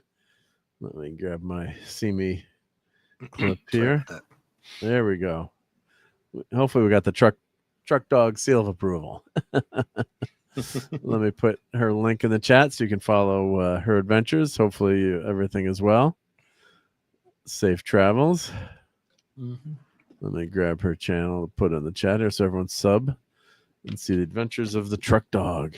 Oh, I butterfingered it again. There we go. Let me put in the comments here. There we go. My screen was messed up. There we go. That'll work. Yep. But it's I think traditional movies could be done though. I mean, it could Could be. You know, in Well, 20, the 30 years, I mean, costs 20, have gone 30 up pretty high, man. yeah. I You mean, know, if the I way go you've got, Friday night, bucket of popcorn, large Coke, whatever you get, and Raisinets, how much is that? 40 yeah. for yourself? Oh, at least it's 40. Yeah, $40. I mean, yes, you can go to the matinee and go, you know, smuggle Yeah. candy in. You could go for, you know, cheaper, but it's 20. It's like $20 to go see a movie where I am in the Dolby Digital Theater. Yep. Oh wow. And Phantom says, yeah, people enjoy getting together to watch stuff. They enjoy making entertainment. People will show up. Yeah, you've got to have that extra experience. Like I like going to the Dolby Theater because it's got, you know, great sound. You got reclining seats, and they're trying to make the food better. But like, I gotta ask my kids, like, when was the last time? I obviously took them to the movies, but all the time. But you know, to see the Marvel stuff and you know, kids movies, obviously. But I'm wondering, did they like bother going movies because they're the streaming generation? They don't own any physical media. It's all streaming all the time. They watch everything on their phone. You know, I'm sound like a get off my lawn kind of guy right now. I know my kids aren't watching now, but yeah, you just don't buy anything, right? So it's all, you don't own anything. So physical media, you know, as much as I love it, it's a niche. It's a niche thing, and yeah, it's just I wonder how, you know, and when you know it's coming out streaming, why make that effort unless, like you said, you know, it's got to be really a lot of fun. A lot of fun to go to. It used to be, and it's like somebody was asking the other day about what was the last movie you saw where people in the audience really got excited, and then I would have said probably Infinity War Endgame. Yeah, and then No Way Home had some good fan moments in it too. I'm going all the way back to the one with Samuel Jackson. What was that shark movie? Was it with the Australian guy?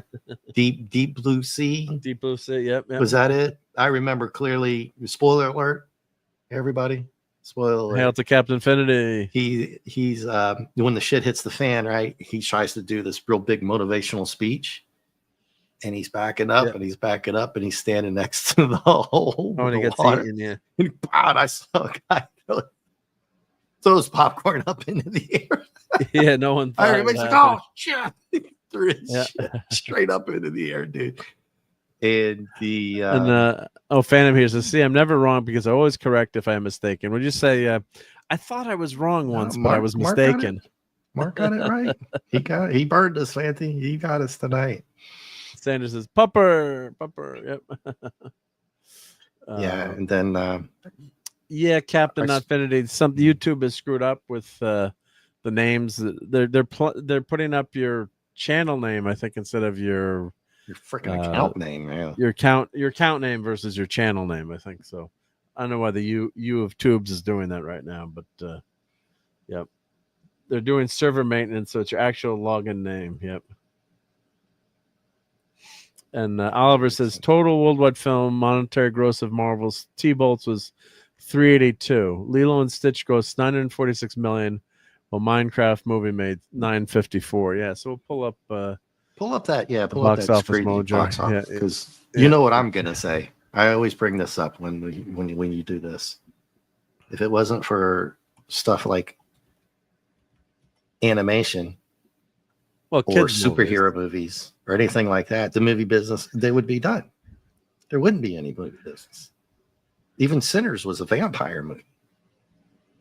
Well, F1 did great, 55 million. It's going to do way more for word of mouth. Oh, Mission Impossible. We always do the top 10. Yep. Well, 4th of July weekend coming up, so we're going to go see that with my buddy who is into auto racing. And actually really well. Is on the track. Yep. Yeah, and there you go. Lenrod said he hasn't seen anything since Sonic 3.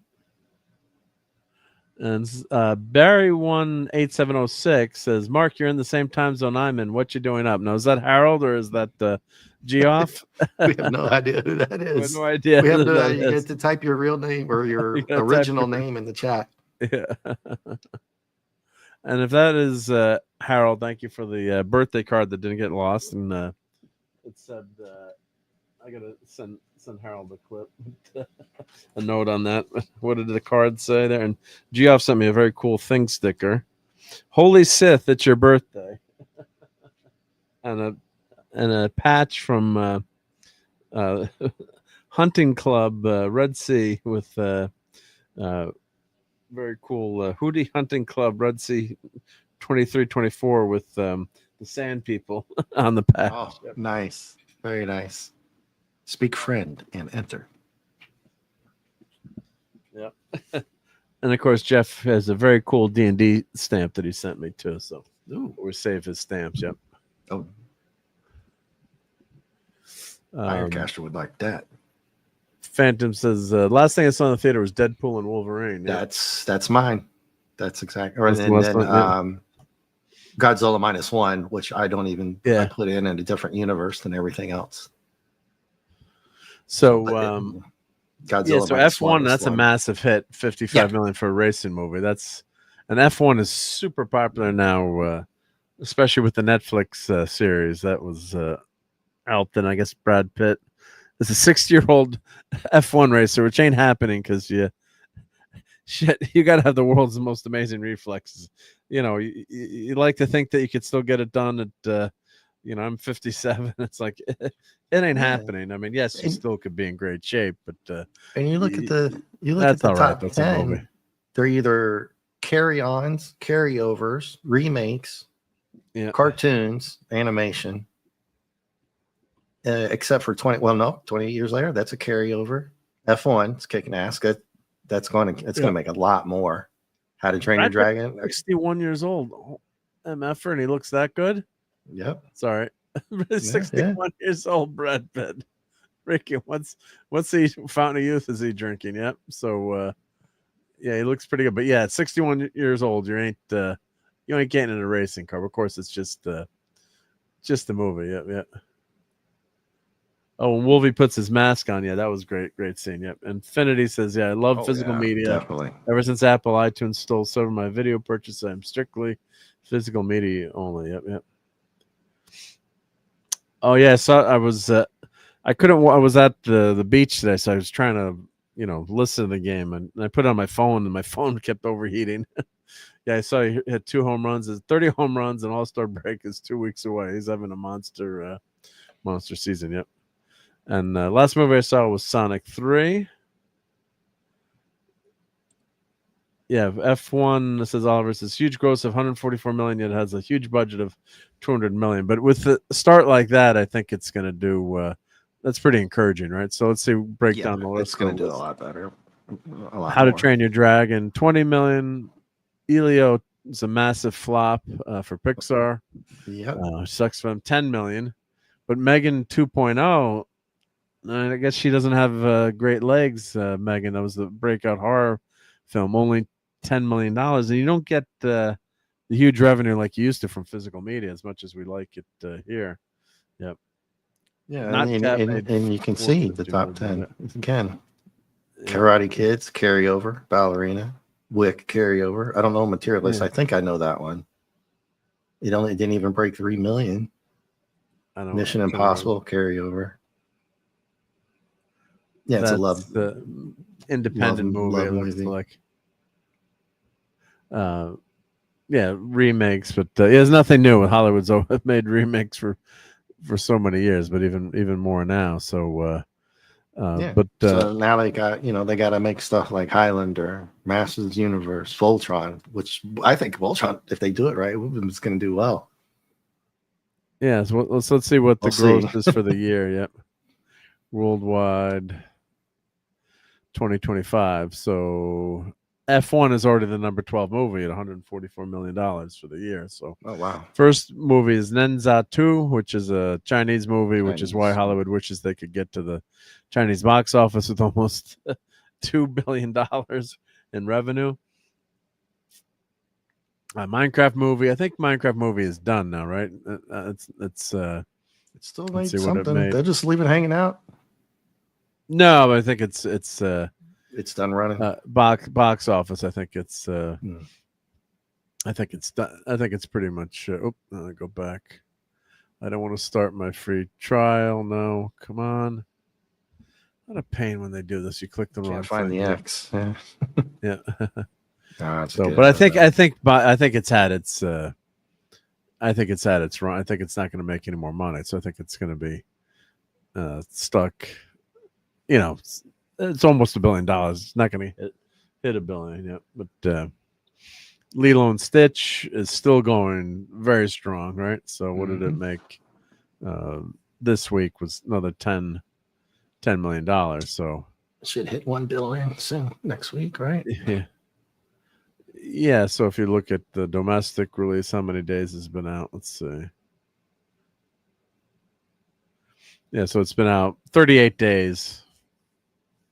It made about 10 million this weekend. So, and it's probably going to get a 4th of July bump too. So, yeah, so that's probably going to hit $1 billion for Lilo and Stitch. Mission Impossible. So the number 4 movie of the year, although it had some criticism, yep. It 561 million. Chain Your Dragon rolling pretty strong, 454 million. Captain America: Scary New World is 415. So it's still number 6. So I guess it's not obviously a huge disappointment for Marvel, but it's still the number 6 movie of the year. And the Thunderbolts was 381. So yeah, I don't know if that ended up. They're going to say that made money. Sinners, which is a much more movie, got a lot of great press, and I enjoyed. Although it did. I wanted to ask Tom too if it running with Dusk Till Dawn. I don't know. You haven't seen it yet. I haven't seen Sinners, but I went Dusk Till Dawn. To me, that's a classic. To me, I mean, yeah, but it seemed like it was almost like a remake of that. I've got all 3, 4 of them. Yeah. So, yep. Yeah, if Voltron would do well if they use guys in suits like the old school Godzilla, that would be cool. Yeah, letting her on. Yeah. It's going to be interesting to see. I'm going to be disappointed. And I don't remember Voltron that well, but I grew up on, Transformers, and I'm an old Star Blazers, Battleship Yamamoto kind of guy. Yeah, I had those. I used to have those. Robotech, that kind of stuff, and Ironcaster. He was the big Gundam guy. So, yep, he's all giant robots. Yep. Yeah, I'm gonna have to ask him if he knew about this Voltron thing. Yeah.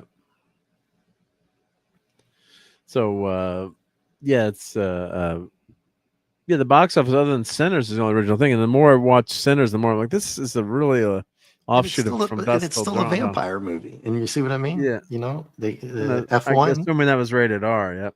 Final Destination number 9, and Snow White rounds out the number 10. I'm sure she's going to get knocked out of the number 10. Yeah, but look at those numbers, dude. F1 will pass Snow White, but and Dogman 145. Of course, it's all relative to the budget too. So Mickey 17. God, that movie sucked, and that movie really? Trump derangement syndrome. Yep. Oh God. Yep. It's crazy. Oh, they don't learn. The asterisk is because they it's not the Thunderbolts, it's actually the New Avengers. Their brilliant marketing ploy that was supposed to get everyone to go see the movie. Yep. So it's that was their marketing. It didn't fool anybody. It's the New Avengers. Yeah, it was kind of a funny shtick, but but we're saying, if it fool anybody to go. No, but if it had taken place, like we said, between Endgame and Infinity War and Endgame, yeah, but pretty much any movie there was gonna do well. I did enjoy a lot of the movie, but as like as a small slice of the Marvel universe, but as the New Avengers that are going to take over, rather seeing the Great Lake Avengers or something then. And let's see, 28 years later. They kind of hung in there for a little bit, and then did that totally flop then, or that's been out a couple of weeks? Let's see, only 100 million. Let's see, how are they doing? 50 million rollout. Wasn't it like in the top 15 last week still, though, even though those numbers? 52 worldwide. Oh my God. let's see, made 14.9, 60. Yeah, so not great. I don't know what their budget was for that movie, but I did like that series. So, and I've heard good and bad about 28 years later. But that's the thing. Like, it's like, all right, do I really want to see it in the movie theater? Yeah, it's a zombie movie. Could look great. You know, maybe it's something you want to see in the theater. And but yeah, you can wait to streaming, right? So yeah, episode. What was episode? Yeah, Revenge of the Sith. 55 million, number 26. So The anniversary. Yeah. yep. If they'd left that in theaters all summer, I guess. Can you imagine if they did a double feature of Big Trouble in Little China and Flash Gordon? Yeah. You know, my ass to be there. Yep. Yeah, I'm going to see that in the movies. Wolfman sucked. Yep. Novocaine. So yeah, so all these movies didn't do well. Wolfman. They as redid well as, Wolfman. Yeah, it was horrible. They remade it. I didn't even know it was another remake. What? Can you click on it? Oh yeah, it was who was the director of that one? The last one I saw was the Anthony Hopkins and oh gosh, I can't think of his name. The son, the English son. Well, they're trying to redo the Wolfman, yeah. So it was Universal. They keep trying to, A family in a remote have a family. monster, monsters universe. Oh, yeah. okay, never mind. Yeah. But it was what was the You saw it? who was the director there? Oh yeah, I saw it on streaming, but who the heck was it was horrible. It was just not good. Yeah. No worries. Oh, Dude. I title was just summary. Let's see here. no worries. Cast and crew. Yep. Yeah. Who directed that? That was Leigh Whannell, a writer. It was like a horror transformation through the night, and it was just boring and not exciting, and no tension there. And it was They might as well have done an American Wolf in London and just re-released that too. I would have gone to see that in the movies. it was a boring ass movie. Boring DJ movie. Knight says I've seen them all. Yeah. Seen everyone. Yeah. Everyone like, I'm sorry, man. I hope you like most of them. Yeah, fan says Karate Kid Legends is only 102 million, but budget was 45 million. Yeah, they should have done a Cobra Kai movie. Yeah, I don't know why they did that Legends movie. Yep. So, and yeah, Bill Moyers passed away, longtime journalist. Actually, Lyndon Johnson's one of Lyndon Johnson's top advisors, and he left over. Then Bill Moyers left over disagreements over the Vietnam War. But yeah, he was. Legendary PBS journalist. Well, he was pretty damn liberal guy, but yeah, you know what you're getting with him. Yep. So yep. But yeah, so a lot of sequels are doing really well, right?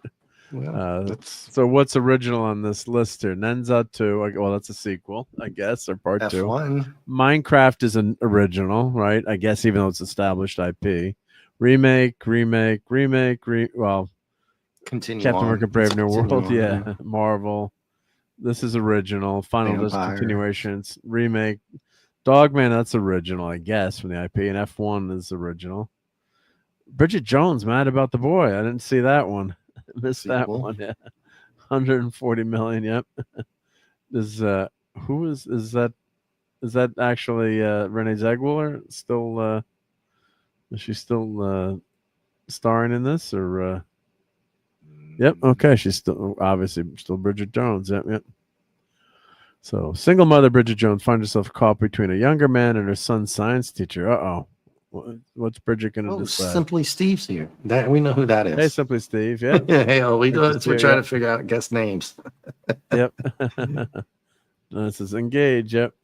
We don't know who everybody is sometimes tonight. Well, it depends. Yeah, with the names. Yep. They got a case of the reruns. LOL. Yep. Yeah. Well, I mean, it's keeping them afloat. Yeah. Like F1. Like I'm saying, they'll have smash hits and keep them afloat. And then you got July 4th coming up, and hopefully the ones that we're talking about, just with Henry Cavill in them, 3 of them coming up within the next. But those aren't going to get released until at least God, maybe not even 27 Voltron. So we'll be, hopefully that even comes out. Well, let's segue to something really important to everyone. Pizza. Besides the pizza, right? Yep. So Pepe's Pizza in New Haven, the world's best pizza we have in New Haven, Connecticut. You can't argue with me on that one. And let me see. I'm going to call up some food photos here. But Paul Giamatti was a big fan of Pepe's Pizza, the actor. So they had 100th anniversary of Pepe's Pizza, and they closed the restaurant. But I guess they had all kinds of food and stuff too. But Is this close to you? This is place? New Haven's not close to me. Well, I mean, it's like an hour away. Like, you could drive. We drive there once in a while, but it's you got to plan it out. So, yeah. So we went on last Saturday. We got a free pizza. So they gave away free pizza for the 100th anniversary event. Nice. So, which was cool. Yep. So I don't know if they have an article. Is this playing here? Or I guess they got or something. Yep, on there. But the Emmy-winning and Golden Globe Award-winning actor visited a private rooftop evening event for the pizzeria that was held at Giola Cafe and Bar. Giamatti, who has previously shared his love for Frank Pepe on a podcast, told the audience about his personal connection to the iconic pizzeria, recalling childhood visits with his mother and father, who was his dad was president of the American League, according to a news release. Yep. So that's the famous oven, Frank Pepe's. They like to oven. toast it. I see. They like to get that toasty right on the top edge there. Oh yeah, great stuff there. Yep. So really, really good. So yeah, it's kind of like a little burnt. That's part of the flavor. Yep. So I guess he went to Yale University. Yale is in New Haven. Yep. And I think his father was a Yale professor, of course, so that's why he was in Yale. And then he was the Major League Baseball, the 12th National League, 1986. He died young, though, at 89, at the age of 51. So yeah, so if you were, anyone who went to Yale, that's one of the places you're gonna go to and frequent there. Great anniversary, right? To survive 100 years. Any business that's damn impressive. So Mel Brooks is 99. He's doing another Spaceballs. So. Yep. So here, let me put this article in the chat, and you can actually. There's a history of Pepe's Pizza here too. So let me put this article in the chat. Yeah. So everyone's putting those clams in the chat there. Yeah. And the funny thing was, like, the people next to us, I ordered a clam pizza. I'll show pictures in a second. I think I did show them last week, but you can never have too much clam. So, and here's the Pepe's, let's see, view on the YouTube. So we share this one if you want to watch this after. So the 100-year tribute to Frank and Philomena Pepe, 100-year tribute video. So that's actually my great grandmother's name was Philomena. So I thought you spelled it PH. I wonder how they spell it. Yeah. So Philomena was a much more common name back then. So there's Pepe's. Yeah, go watch the video. But they're saucing it up there. You don't put too much sauce on your pie too. You don't want to have too much sauce. Yep. So they came from Italy in 1919. Nice. Yep. So Frank Pepe's. Yep. So great family business, and then of course it continued. Yep. But now they're franchising it now too. Like that looks like the clam to me. That looks like the great clam, and they make the best the best clam. Yep. So nice history. So go watch that video. Yep. It's a great place to be. Yep. So I remember one time we ordered 4 large pizzas for 4 people. Yep. We were so in college. Yep. So and hail to Go For It Painting. Thank you for stopping by. Yeah, so this has been fun. So we went for our free pizzas that day. Yep. And Contribution to the event were donated to the Connecticut Food Share. Oh, nice. Yep. Hey, RobAltis. And they named part of the street. I guess they named it Frank and Philomena Pepe Corner. Yep. So the granddaughter. I guess that's all family there. So that's pretty nice. That's pretty cool. Yeah, Worcester Street. Yep. Famous street in New Haven. Yep. So check that out. Yep. If you have a chance to go to Pepe's, get there. Yep. Very nice. Very nice. Yep. I think there was a Scarlett Johansson article here I wanted to click on too. What does this say? She was offered a lot of roles revolving around desirability and the male gaze as a young actress. That is less frequent. Was that good or bad? Yep. Male gaze. Well, yeah. I mean, that's okay. That's why people, that's why people, it's a fantasy of movies, right? Yep. You want attractive people to be in the movies, right? Yep. And did you think she was hypersexualized in Avengers? Oh, she was at a young age, but I don't know. But that's part of the reason she was so successful was because she's so gorgeous, right? I mean, that's one of the reasons. But yeah, she can pull off Roman off really well in that tight skin suit. Yeah, and right? Happy's like, I want one. Yep. And hail to Joe Dog. Hey, Joe. I'm assuming that's Joe Dog. Yep. Joe Dog, let's play. Yep. Call me Joe Dog. F Google for changing into our fake users. I think I'm guessing it's a screw up. Yep. And Phantom says new pizza place in New Haven, keeping those dirty clams since you 1918. Damn dirty clams off your pizza place. Yeah, let me go to my food photos here. No clams for you. No clams for you. Yep. Let me show. I think I took pictures of my clam pizza. Yeah, exactly. But, yeah, we'll show it again just because Exactly. Phantom asked. So let me make sure that I show that for him. So he'd be very disappointed if I didn't. So let's make sure we do that. So yeah. So there's if you want to scan that and get your Pepe's merchandise. Yep. They deliver That's just to Florida because They deliver to Florida. Yeah. I'm sure they deliver to Florida. Yeah. Oh, and Joe Dog right on time. We were just talking about F1 if you were listening before. Yeah. And Rob says, an industry built on people gazing is shocked when people gaze, right? Yeah. No clams for you. Yep. Oh, Joe Dog is seeing F1 tomorrow. Cool. Yep. Mm-hmm. And maybe I'll go over we're going away for the 4th of July. If it's a crummy day, it might be a good idea to go see a movie. Yep. And Lenrod will try the clam pizza. Yep. All right. No clam scamming. Yep. If they deliver to Wisconsin, I'm down. Yep.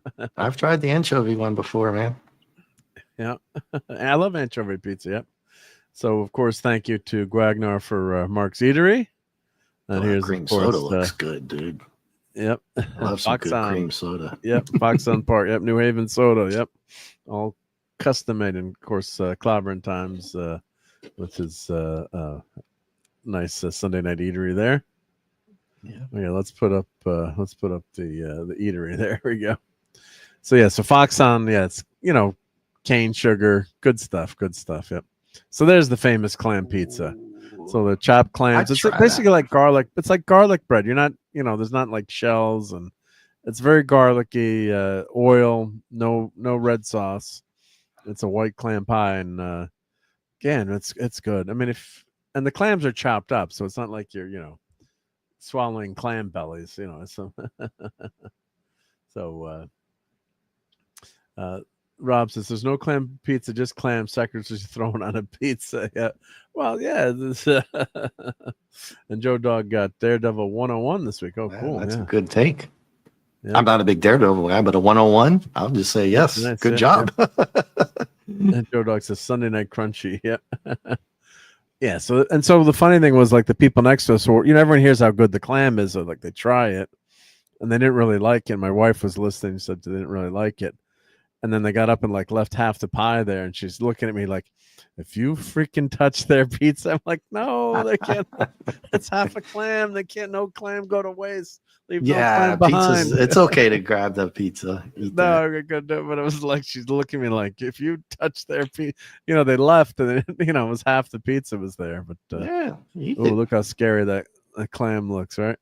Oh no, don't eat that. It doesn't look so appetizing there. I'll admit it. Yep. No, when you put Some, it your that close. food's not supposed to. You're not supposed to see it close up, right? The chopped clams. Yep. I guess it is batshit crazy to eat. I take it back then. I don't know if I want. And there's our free cheese pie. Yep. So their sauce is so good on that, but everything they have is good. Yep. And Simply C says, I might get a strike on my channel for that statement. Where's the clams? Just it's a white clam, just a white clam pie. Yep, yep. But with some burnt crust though, some burnt crust. Yep. So the char, they call it the char. Yep, because the oven has hot spots there. But actually, I still have some of this pizza in the fridge. Might have to have a late night snack. Yep. Pizza, no bloody pineapple, white sauce, or clams. Yeah. I've got food waiting. You know how you get me hungry every time I do come on. Yeah, yeah. So I gotta have some food waiting. Right. Where's my clip here? Let's see. No bloody. Hey. I gotta organize my clip so I can find him. Where did I put Scott? I think I moved Scotty around. Yep. Where is my clip? Who moved my clip on me? Who was in my StreamYard? No, because I just can't find it. I want to play No Bloody A, B. There we go. It was right up there. No bloody A, B, C, or D. Yep. Straight on to the pizza, Mr. Scott. And Lenrod likes pineapple pizza. Yep. I mean, I do like pineapple pizza, right? If you like pineapple pizza, screw all the pineapple pizza haters, right? If you With the ham and stuff like that, right? You can dance if you want to. If you want to bacon, put pineapple on your pizza. I mean, I like bacon. One of my favorites is eggplant and bacon. Eggplant and sausage is good.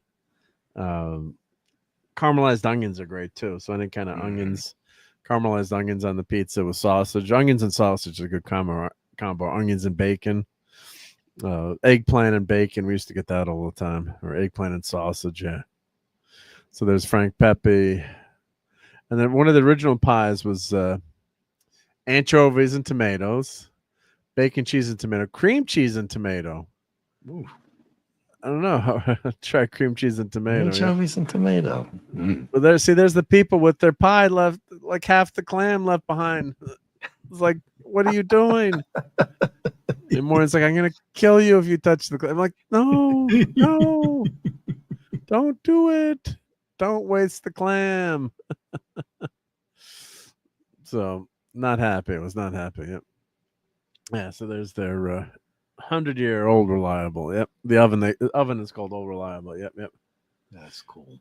And Joe Dog's hungry for pineapple and jalapeno pizza. Yep. Oh, I gotta put bacon on that. Eat bacon. Oh, we're getting an echo. Oh, let me stop sharing again here. Let me present. Oh, because I had the audio shared. That's why, probably, right? Yeah. Because when I was playing the clip before. Oh, when I did the other clip, we got the echo. Thank you for letting us know. Yep. Second pan to the right and straight on till pizza. Right? Your agonizer, please. Hey, Mr. Spock, don't say that. That was a great clip. I got to clip that line. That's a great line from Star Trek 6. Yep. Yeah, eggplant and bacon. Well, that's a strange sounding combo. But it works. It does work, the eggplant and the bacon. And it's actually like, you're not, it's like chunks of the eggplant. They're deep fried sometimes. So it's pretty damn good on eggplant on pizza is good. It's got to be done right, though. You can really screw up you don't have the skin or something. Yeah, so it's good. Yep. Yeah, and Fantasy, I do not care if people eat pineapple pizza or anchovy. jalapenos or clams. Just don't want them on my pizza. Yeah, no fish, no fungus, as they say in Ghostbusters, right? Yep. Are you And the Captain gatekeeper? Notfinity says exactly. It's not just about the pineapple; it's about the freedom to choose pineapple. Yeah, I mean, just choose what you want, right? I mean, it kind of became like a thing where you made fun of people that put pineapple on pizza, right? It just became like the thing to make fun of, right? So, but shit, if you want to do it, yeah. Oh, not no, only the Scotty thing had an echo. Yeah, because it was playing the clips. Maybe that's why it was. Yeah. No bloody A B B B C. Here we go. Let's play it again. Yep. No bloody A, B, C, or D. There we go. Yeah, if you're sharing the screen in StreamYard and you play a clip that's uploaded, it's gonna go crazy. It's gonna do the echo. You got to turn off the audio. Yep. So there's my free cheese pizza I got for my birthday. Yep. Small cheese. Yep. And the geometry says only order large pizzas, right? It's been backed up by science. So if you do the analysis, because of the the formula for area in a pizza pie, if you break it down by the surface area of the pizza pie and you compare like a large to a small, you're just paying way too much money for that small because of the area. And someone did a great YouTube video on like never order the small pizza. Oh no, we never a small personal. Oh no, medium or large.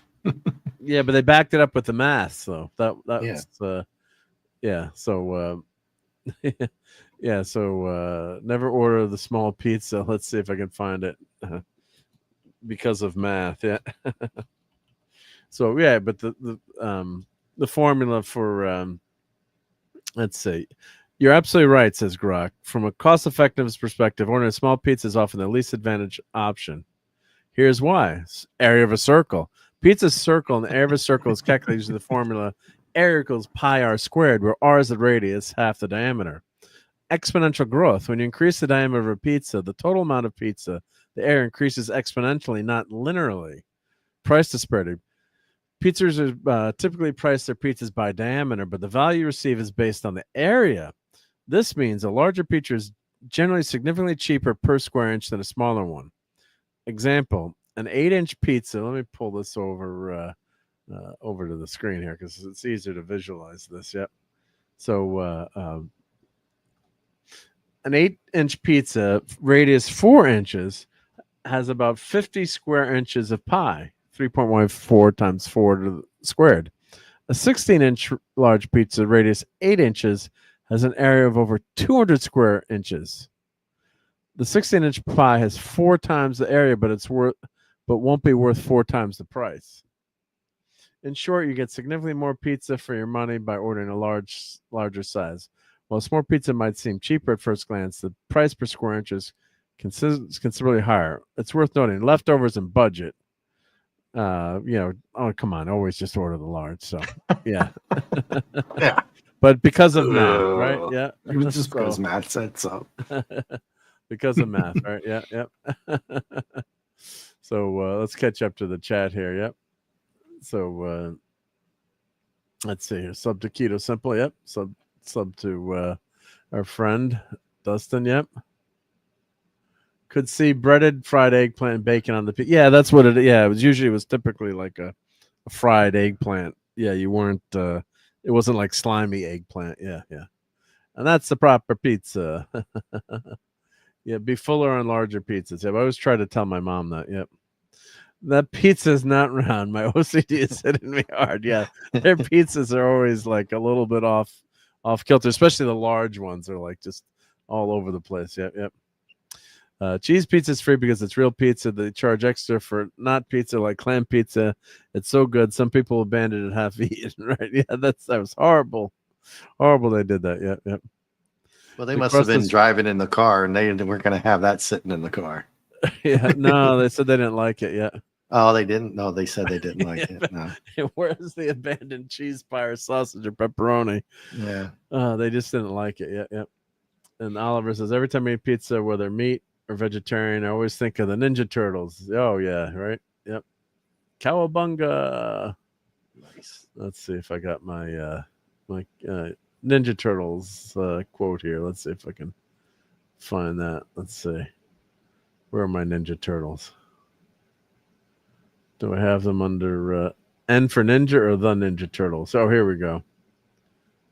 Wise man say forgiveness is divine, but never pay full price for late pizza.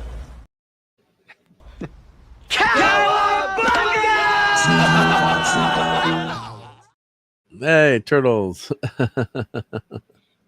Nice. Right? I've never abandoned a cheese pizza. No pizza left behind. Yep. So let's see. That was our Boy Scout cake there. Yep. I think I showed this last week. Just sandwiches. Yep. They were damn good sandwiches. So yep. The Cubetta. Yep. And this is my new spatula I got. So of course it's Captain America. Captain America throws his mighty spatula. Jeez. That's awesome. But I think I gotta put some varnish on there. They didn't do a good job with the handles there. Yep. So I got a Captain America spatula set from Spatula City. Yep. Captain Infinity says I want a large pineapple, eggplant, and anchovy pie. That'll break the internet. With some bacon on that. Yeah. That sounds good, man. I don't abandon pizza. It goes right to my belly. Yep. Get in my belly. I don't remember eating any corn. Would you adopt and eat a clam pizza or leave it? Yep. Don says I've never abandoned cheese pizza either. Yep. Oh, but can you imagine putting that in your car and then forgetting that it's there or something in the back? Oh, that's what. Yeah. And down here in this Florida heat, oh boy. Oof. Rob says I won't eat a damaged pizza. It's got to be a perfect circle too, right? Yep. Is that spatula made of vibranium? Yeah. It was very expensive spatula. Yep. So lots of vibranium went into that sucker. Yep. Tony Stark's dad made that spatula. Yep. And it's a Captain America set, but I was disappointed that the tongs didn't have anything like. It says Captain America on here, but it's just the spatula with that. There's no like shields or anything. They should have done something on that one or that. Could have put it that one. They should have like at least stamped something through there. You know, the shield should have been stamped there. These are some corn fritters. Oh, those are good. Oh, those are good. Yep. I turn all pizza into poop. And bacon. Done. Yep. Friday, my nephew and brother-in-law went to Colorado. They make them go there. They go to Pikes Peak for a week before we go to scout camp in New Mexico to do the elevation. Yeah, a lot of so I assume they're doing Philmont then in New Mexico. That's awesome. Yep. Yeah, you got to adjust to the altitude there. You're doing a lot of hiking there. Yep. Scraping the toppings from under the lid is great. These are some nice homemade fritters. Yep, those are damn good. Yep. Classic tomato mozzarella. That's your Italian. Mozzarella. You made that? My wife made that. That's a very simple thing to not. Oh yeah. That's an easy make, but yeah, it's very good. You just gotta slice tomatoes, some balsamic vinegar, some basil, and some mozzarella cheese sliced up. But that's a classic appetizer. This is one of my scouts made this. This is a great dessert on a grill. So you put butter and you slice your apples, butter, and do sugar or honey, but you core out the center there, and you have lots of sweets in there. But it's a nice nice trick, or that's a good thing you can make on the grill when you're camping, or you could have it you totally wrap. This way you can kind of see how they're cooking. But that's a great one of my Eagle Scouts made that at dinner. Yep. So good to see him putting his scouting skills to use there. Yep. Baked apples are much better. Yeah, that's my friend. She did some chicken. I'm like, I can eat it. This is for Sunday night foodery. Nice. She did a nice job with the chicken. Yep. You always need that the skin on the chicken always cooks better. And this was always better on a grill. This was more of Michelle's pie. This was Yeah, chocolate remember pudding these. chocolate pudding Oof. pie. Yeah, That right. That's now she does deliver for she does reals, deliver. right? Yeah, she does deliver for real. Yeah, Michelle's pies. Yep, For reals, reals. yep, yep. Michelle's pies. yep. I remember Spell that check chocolate made the one. change. Oh, Hate spell check. Yeah, the hunger is real. Yeah, yeah. Spell check. It's okay. Yep. Thongs, yes, at least the tongs. I always say that's a joke. Thongs. Yeah, I wanted to see who caught that. Yeah, dong, thongs. dong, dong, dong. The thongs. Remember that song, They the should have thong been song? round, not squared. Yeah, yeah, yeah. Tongs, thongs. Yep. Boy, that look, man, that oof. Why? Michelle's pie. Yeah, she's Me, dude. pie. And then we had a cookout. So I didn't cook this, but this was like you had ribs, as much ribs as you could eat, basically, and chicken and mac and cheese. There was broccoli too, but I didn't want to take a picture of the broccoli. No greens on the plate. Yep. Well, not for this. Yeah. You do that when you're home cooking regular food. You want this coleslaw, man. Then maybe that's it.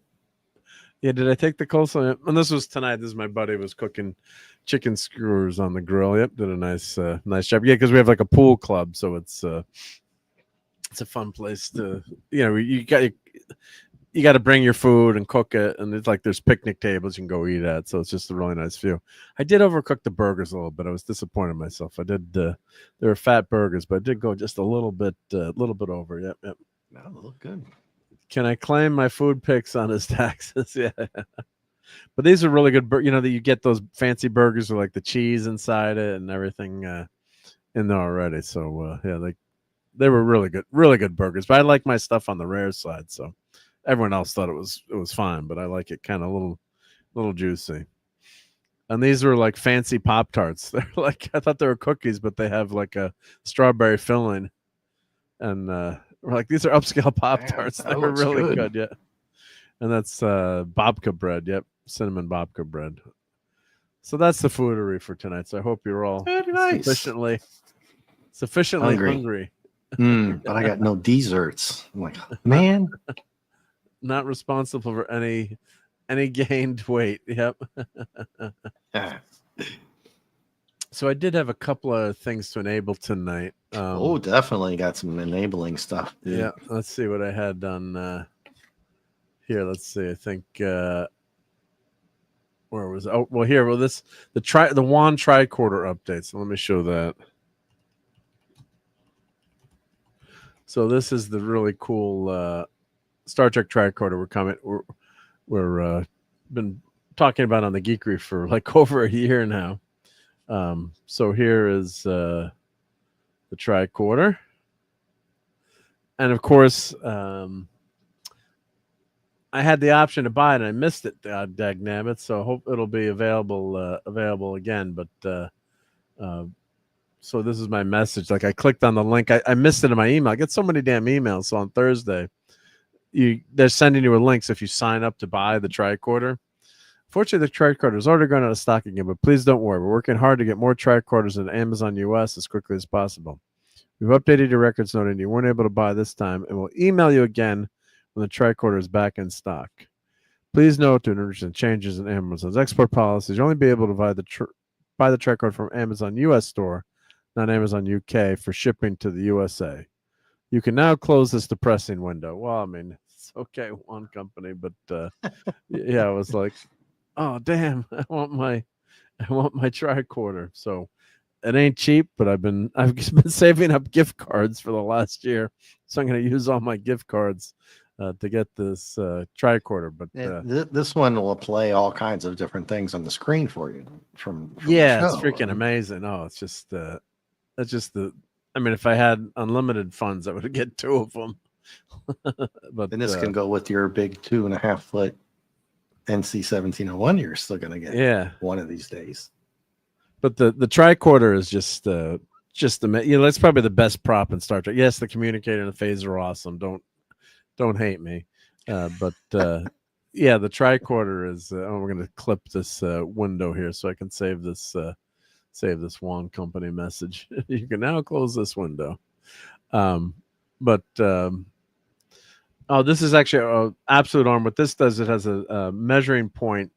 So you touch the end of the measuring point to the item that you're measuring, and it gives you translates into the coordinates. So you zero it, and then you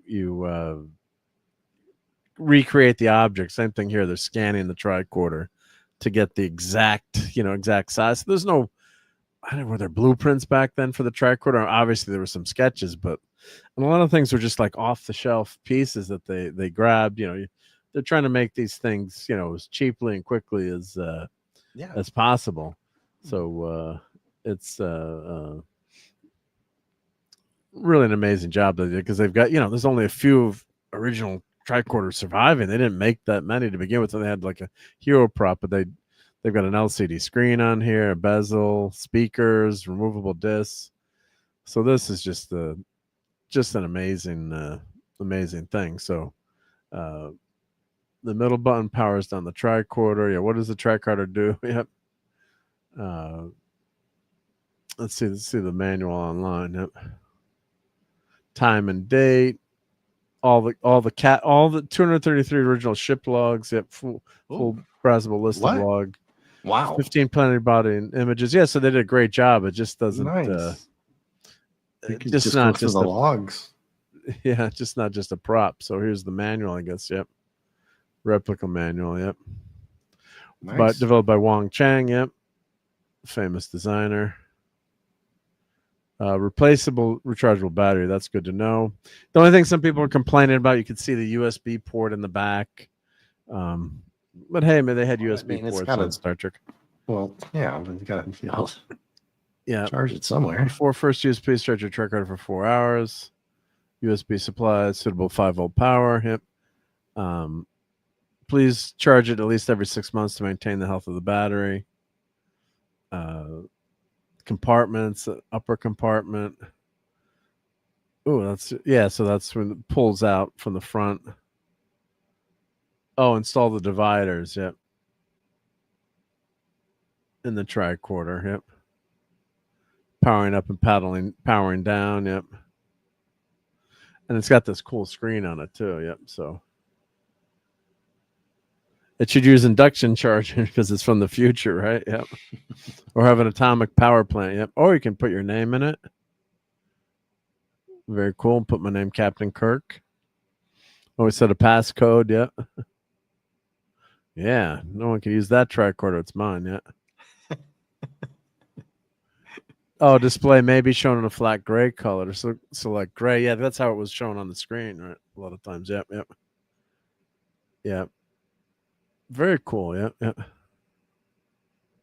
The gray screen is going to be used for display purpose for any time over a few minutes. Recommended the tricorder is plugged into a charging power source via its USB-C cable while on display. Oh, I guess if you left it on, I guess all the time. I guess, yep. So, I guess that's what they're saying. Yep. The sound effects alone are probably going to be really cool. Oh, they're going to get all of them, discs, obviously. Yep. So, yeah, they've got all these discs with the I think they've got different movies and things on the disc. Yep. Or different. Let's see. Audio chime plays. Tricorder enters that mode. Okay, cool. So it changes the different modes. Yeah. That's quite a bit to this tricorder. Yep. Oh, changing disc is now required to move between the tricorder's functional modes. To be manually selected. Okay, yeah, if you wanted to be like on the prop replica there. Yep. Fancy's, how much is it? It's like $400. I think it started at 300, and then the price kept going up. Plus shipping. Yep. Oh, it's got Edith Keeler in here. Yep. That was one of the classic scenes. Yep. Yeah, I think it's around $400. Yep. Yep. Yeah, all the logs. Yep. But just a really beautiful job. Yeah. It's got 2 accelerometers and 1 magnetometer. Yep. Yeah, Fanny. I think you said it's like 200 some logs on there. Yeah, it's amazing. Yep. Atmosphere, radiation. Yeah, so you can do all this stuff where you can measure. Yep. Caution: never touch the tricorder, any live terminal, or uninsulated wires. Yep. The tricorder to select EM fields. Oh, cool. Yep. The classic scanning sound will be played. I guess it's reading electrical current. Yep. Audio. Let's go through. When it comes to display stand, the tricorder can be displayed on its display stand. Stand comprises a satin nickel-plated die-cast base with an injection molded block. So the one resting in place, the tricorder is just held off the surface of the stand. Okay, yep. 2 magnets, yep. Extra stability when the tricorder's in position on the stand. Oh, that's nice, so it won't flop over, yep. Always display the tricorder on a flat, horizontal, and stable surface away from passing traffic that might dislodge or knock it off. Yeah, because then I kick their ass, yep. Be careful to place the strap out of reach of being snagged or pulled by anyone, especially children or pets, who might see the strap as something to play with. The tricorder is heavy, and may be damaged, and will cause injury if someone falls on someone or a pet. Yep. Do not allow children to play. Obviously, yeah. The factory reset, I guess. Yeah. Not a toy. Not a toy. Yeah. Oh, so you can reset it. Yep. Battery information. Yep. But yeah, so that looks pretty awesome. Yep. I need that magnetometer. Yeah. So let me put in the website here here's the manual for the tricorder. And everything I've seen on the interwebs, everyone's given this a great review. So I guess I don't know if you can still sign up to buy one. I guess they're going through their list, and they tried to make one for everyone on the wait list, and they're trying to keep it so that you can't. Obviously, I think you can only buy one. Yep. So and then the tariffs and everything. Yeah. So you registered here to receive this information. So I don't know if you can still. Let's see if you can Star Trek tricorder. Can you still sign up to buy it? Oh, it comes with this great case. Yep. Well, you're in queue now for it. Oh, I'm in the queue. Yeah, I'm in the queue. Yep. Yeah, that's what they tell This was you. a must buy. It'll bankrupt me, but it's a must buy. Yeah. That's why I've been saving up my gift cards for like the last 2 years, so I can use my. So is that Monster Enterprise too? Yeah. That Enterprise has gotten cheap now too. If you go on Enterprise Amazon. Really? Is that really kick ass? Yeah, it got $3. It's like $200 now. Play. Wow. Mobile. Last time I saw it was let's see, how much is it right now? It's $256.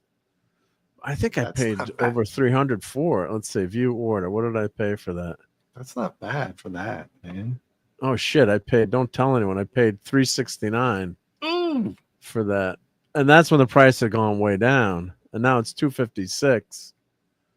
It's a great deal. I mean, and I think it had hit. I think it had hit something. I think it had hit. I think it had hit $200. So here's the link if anyone wants to buy it. My affiliate link here. Yeah, here's the. I'm enabling here Playmobil Enterprise, but so yeah, so it's a lot less than I paid for. Oop. Copied the wrong thing here. Come on, Butterfingers. There we go. Yeah, so there's the link to that Playmobil Enterprise for $256. That's a pretty. This looks like a pretty good deal now. Yep. Versus $3. Yeah, it's $100 off. Yep. And they also have the Bird of Prey, which I still haven't unboxed yet.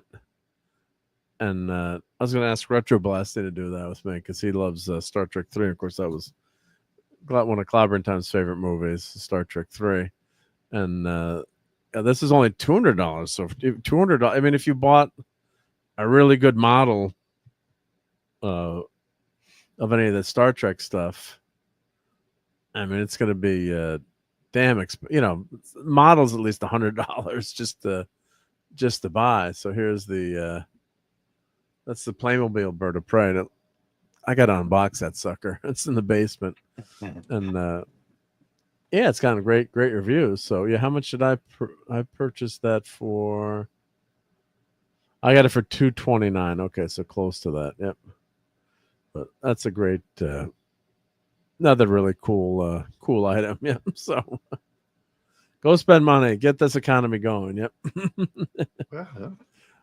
That says, Mrs. Ashley, why do you need that magnetometer? But do you need the compass because you say to Mrs. She is your North Star? Oh, that's a way to a woman's heart. Yep. Oh, look at her. Yep. So here's the links for the Enterprise, and I'm surprised they're still available too. I mean, I don't know if they're going to make any more ships in that line. I was hoping for a USS Intrepid, or no, excuse me, a Reliant. A Reliant would have been phenomenal to go with, the Enterprise. We don't have that many Reliant toys, so that would have been amazing. I don't think Diamond Select or any of the companies, none of them made freaking Reliance. I don't know why. Try that Master Replicas because remember they were redoing some of the Battlestar Galactica ones. MasterReplicas.com, really, they might have it. Yeah, but they didn't do anything in a big, the Playmobil ships or. Diamond Select, I think Diamond Select was on the queue, and then they lost the license or they stopped, making the ships. It was planned but never released. So, but that was, I have all the Diamond Select toys, so those great Star Trek ships, and God, they made some great stuff. Diamond Select, Art Asylum. That's the one. That's the Gorn that I have. That's the ones that you have. Yeah, but they don't have a. The Master Replicas. It's a smaller Reliant. It's pretty cool, but it's that. I'm thinking it might be the old Eagle Moss ones that they had. The Eagle Moss, but they're not that big. So, I don't know. Nacelles Toys is doing their. Reliant. So I'm just gonna 3D print one. I did just do a print of the Reliant multicolored print. I'm gonna put it together. It looks pretty good. Not perfect, but it's pretty cool. So I gotta do that. But I think it's we did our enabling. Let me check my list of hold on. You've got some enabling. You've got some more enabling. Let me. Well, I picked up. I didn't have a really good Batman. You've seen my Superman Kotopapia, the big one with Krypton. Yep. So I picked up. I don't have any Funko Pops. You have Funko Pops, right? I've got a few. So, don't out me too much here. No. They're not. They're hero. They're called Hero World Funko Pop. They're all right. Let's Funko. But those are cool. Yeah. So I wanted the Batman. Sorry, I wanted a good little. I like the pose. You know what I mean? Yeah, he's got a little skinny. He skipped thigh day. Yeah, it's almost animated. Oops. And then, of course, Terry McGinnis, Batman. But then I saw rotate him slow. Does he have the funky, skinny top legs too? Or yeah. Yes, that's kind of their style, right? Yeah, and it's kind of cute, right? I guess. Yeah, just a little, little small ones. But and then it's made by Funko. Yeah. Yeah, they're called Funko Hero World. You can get they have a 77 version of Batman and Catwoman or Batwoman and crap, Courtney's here. Courtney, I finally typed in the thing in the chat. Hey, Courtney. Courtney. Oh God, how long have you been waiting there? Not too long. Oh, you did? Not too. Those were really cool, Dave. Yeah, well, doing that though. I got the small one, then I saw this. You might have to do the big screen again. Yeah, I'm bigging you again. Yep. So I was looking at the other screen. Whenever I'm looking at the other screen, I always miss. I had to get this one because it still had the original DC superhero collection on it. So is that new or old? Or? No, this is 25 years old already. Batman and where'd you find it? Fleabag. No, I mean, it's a new toy. Oh no, it's an old Fleabag toy. It's an older toy. It's been out for 25 years already, dude. Okay, so it's an old toy. Yeah, it's not a new toy. And it's just barely a couple little scruffs on the back. Yeah, dude, it's 13 inch. Yeah, it's big. Yeah. Yeah. Do you really feel like 25 years ago was that we were like? I don't feel like that was that long ago because I was like in my 20s and I don't feel like I'm much older. This came out in 1999. And I'm like, what? That made me what about those other Funkos? These are 2019. Okay, so more recent. Okay. These are called, hold on real quick. These are called Funko Hero World. I can show it on the screen if you want. Sure. Yeah. Yeah. If you want me to show it on there, if they're really cool, if you want, you can get the whole line of them. Do they still make the line, or is it old? Oh no, I doubt it's 2019. Yeah. Okay. So it. No, but they do other ones that are. Yeah, they do. That you can get the Joker, the retro Batman. They're really cheap too. They got a whole line of those. You just type in Funko Hero World. But this one I saw before, it was all beat up and scratched up, and I got this really cheap, man, for the size and how old it is. Was still had the original thing on it. So I was like, yeah, I'll snag that. It was pretty cheap. Yeah. It's in really good condition. So, but I'll take that one off, Mark, because I wanted to show you this. Sorry, Courtney, I was right in the middle of. Oh no, I love it. Go on. Absolutely. This is a little bit different and definitely a lot huger. I won't be getting this one. That. If you had that. Let's see how big a Skeletor. I won't be getting that one, dude. 32 inches. Oh, only $1,700. But see, that's something you could 3D print, though. Yep. Yeah, and then there's a He-Man, and drawing a blank. He-Man and what's his name? He-Man's the tiger that he rides. The tiger, yeah, when he changes from. Oh yeah. I mean that's in there too. What the heck is his name? Battle Cat. Yeah. That's Battle Cat. It's like 30 inches tall. Yeah. Look at that, dude. That's insane, man. Courtney, you want that? I get that for you for Christmas. Well, you know what they say about big hands. Courtney? Courtney's here. Yep. Sometimes her internet goes out if she's. I know. I was sharing it out to X still, and so I was on my phone. So I was on the other screen. I was trying to get back. I was like, I hear you. I hear on your phone. It's tough on your phone. Yeah. Yeah. Does the girl come with it? With the phone. Come on. Yeah. Yeah. I mean, I was like, holy crap. I was like, anyway, if anybody wants Sideshow, good luck. Good luck with it. They have flex payments on Fleabay. Yeah. No, Fleabay would be another 1,000 because somebody trying to jack the price up. You can find some really I don't know as much about the action figures, but as far as just like collectibles with like vinyl and like cassette tapes and stuff like that, they have so much stuff at the thrift stores here. As long as you go early in the day, you can get stuff for $1.50, and they still exist. It's like I can't believe that people don't just like snag it all up, and find some pretty neat stuff. So there's a big thrift time, the whole mall of thrift stores. You go in, it takes you like all day, and you've only gone through half of it. They used to have that outside of Philly. There was a place called Bazaar, and it was just this. They had everything, It was like every little vendor with everything. I want to set up. They have an outdoor flea market here on Saturdays and Sundays, and it's only $37 for a booth. And I have I'm poor. You know what I mean? I have so much stuff that I could sell. I keep thinking about that. I'm like, I could set up for a day because I've got some clothes and stuff that Yeah. Oh, you got to have your walking shoes on. I was in that place for about 2 hours. And I only made it down one aisle, and one place had all these old books. Man.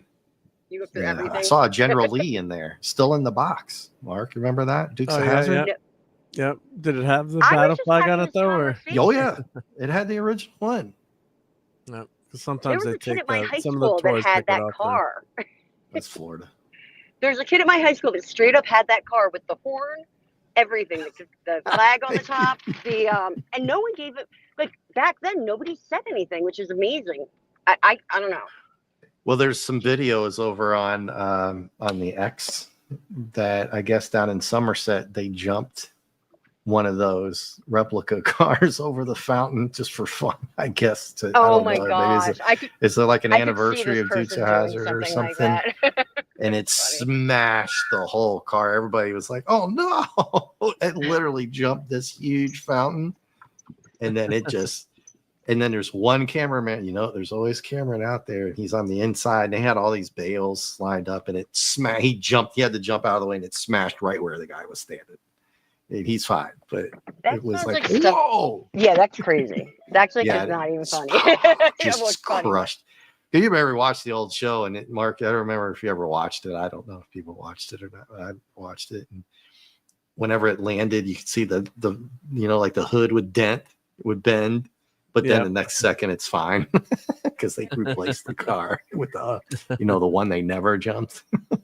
I was gonna say that's the type of thing we used to do, but camping with like really nice, large, like remote control cars. We'd make little. This sounds so childish, but we were adults doing it. We make little like ramps and jump it over the campfire. Awesome! I have some cool videos of that. Well, you got to put firecrackers on it and then try to time it at the same time. Oh, that would have been cool. Yeah. And hello to everyone in the chat, by the way. I haven't said hi to anybody, so I'm just. Would you general recognize hi out most there. of the names if they don't have the name in that thing? Do you Yeah, notice that? names That's really messing with me. Yeah. My name I think is pretty easy because Courtney, because I always go up as it's Courtney It's anyway. Courtney, But like there have been people I have no clue who they are. Yeah, and we all know them. But on another streamer stream 2 nights ago, it showed the normal names. It's only doing it on like certain channels. It's really weird. Yeah, well, it's just something that's it's a glitch, and I'm sure they'll fix it. The Matrix. Yeah. So Mark, I have a question, and then I actually have to go. I just came in to say hello to you guys. Okay. Because I felt bad and I hadn't messaged or anything, but you were late anyway, right? Yeah, I'm always late. Yep. I'm always late. You aren't always. But so I was talking to my friend, and he was talking about Winnie the Pooh, and I was like, the guy that I stream with on Sunday nights loves Winnie the Pooh. Yeah, Pooh's the best. And he was talking about how he saw the best movie ever, and that I have to see it. It's Christopher Robin, I guess. Did you see that one? Oh yeah, I saw Christopher. Yeah, so there was 2 different movies. Christopher Robin had was really cute, and it had it's Obi-Wan Kenobi as Christopher Robin. So Pooh was actually the actual toys of Christopher Robin as a real person. So his father, A. Milne, came up with the stories, and the Pooh. There is like an original Pooh, Pooh characters are Rabbit, Roo, Eeyore. They're stuffed animals. Piglet. I don't know. I don't remember if he said they were like that, but he said it's something like Christopher Robin left. Yeah. So okay, that's the one then. Yeah. Yeah. So here's so Christopher Robin movie here. I'll show I just had to bring it up very to cute, you and then because I was like, they, Mark loves. Yeah, it was Pooh. very cute. Yeah. So they had live at they'd animated the characters came to life, and the classic Pooh characters. So let's see who was so it was Ewan McGregor. Jim Cummings, of course, did the voice. Ewan McGregor's in it. Ooh, I like so McGregor's it. So it's kind of like he loses his way. The 100-acre wood was where Christopher Robin's playground as a kid. So just really cute adaptation. It's got all the not the Disney version, but the actual a little bit of Disney there with the red shirt, but as the stuffed animals look. So just I don't remember being cheery. I love Eeyore. Eeyore. Yeah. So here's the trailer here. Pooh Comes Alive, the new trailer for Disney's Christopher. So that's Christopher Robin with Pooh Bear right there. So that's the real Christopher Robin. Yeah. Yep. So how accurate is Christopher Robin? The true story. Yep. Good. And there was also Goodbye Christopher Robin. I think it was Margot just Robbie called was in Christopher that. Robin is the one. There's Christopher Robin, and there's also Goodbye Christopher Robin. Yep. So it was Domhnall Gleeson from the guy from Star Wars. Yep. So Christopher Robin, Milne, A. Milne, Margot Robbie. I think a little bit cuter there. Yep. Ernest Shepard. He's the illustrator for the movies. Yep. Oh wow, they look like. So this is Edward Bear, renamed Winnie the Pooh, born 1921. Harrods department store, London, England. Right. Yep. Christopher Robin received the bear on his first birthday, so that's the actual first Winnie the Pooh. Yep. I wonder if there's a similar story behind like Paddington Bear. I'm not sure about the Paddington Bear story. I don't know the story either. I just wonder if there's like a real life story. You know what I mean? That kind of Yeah.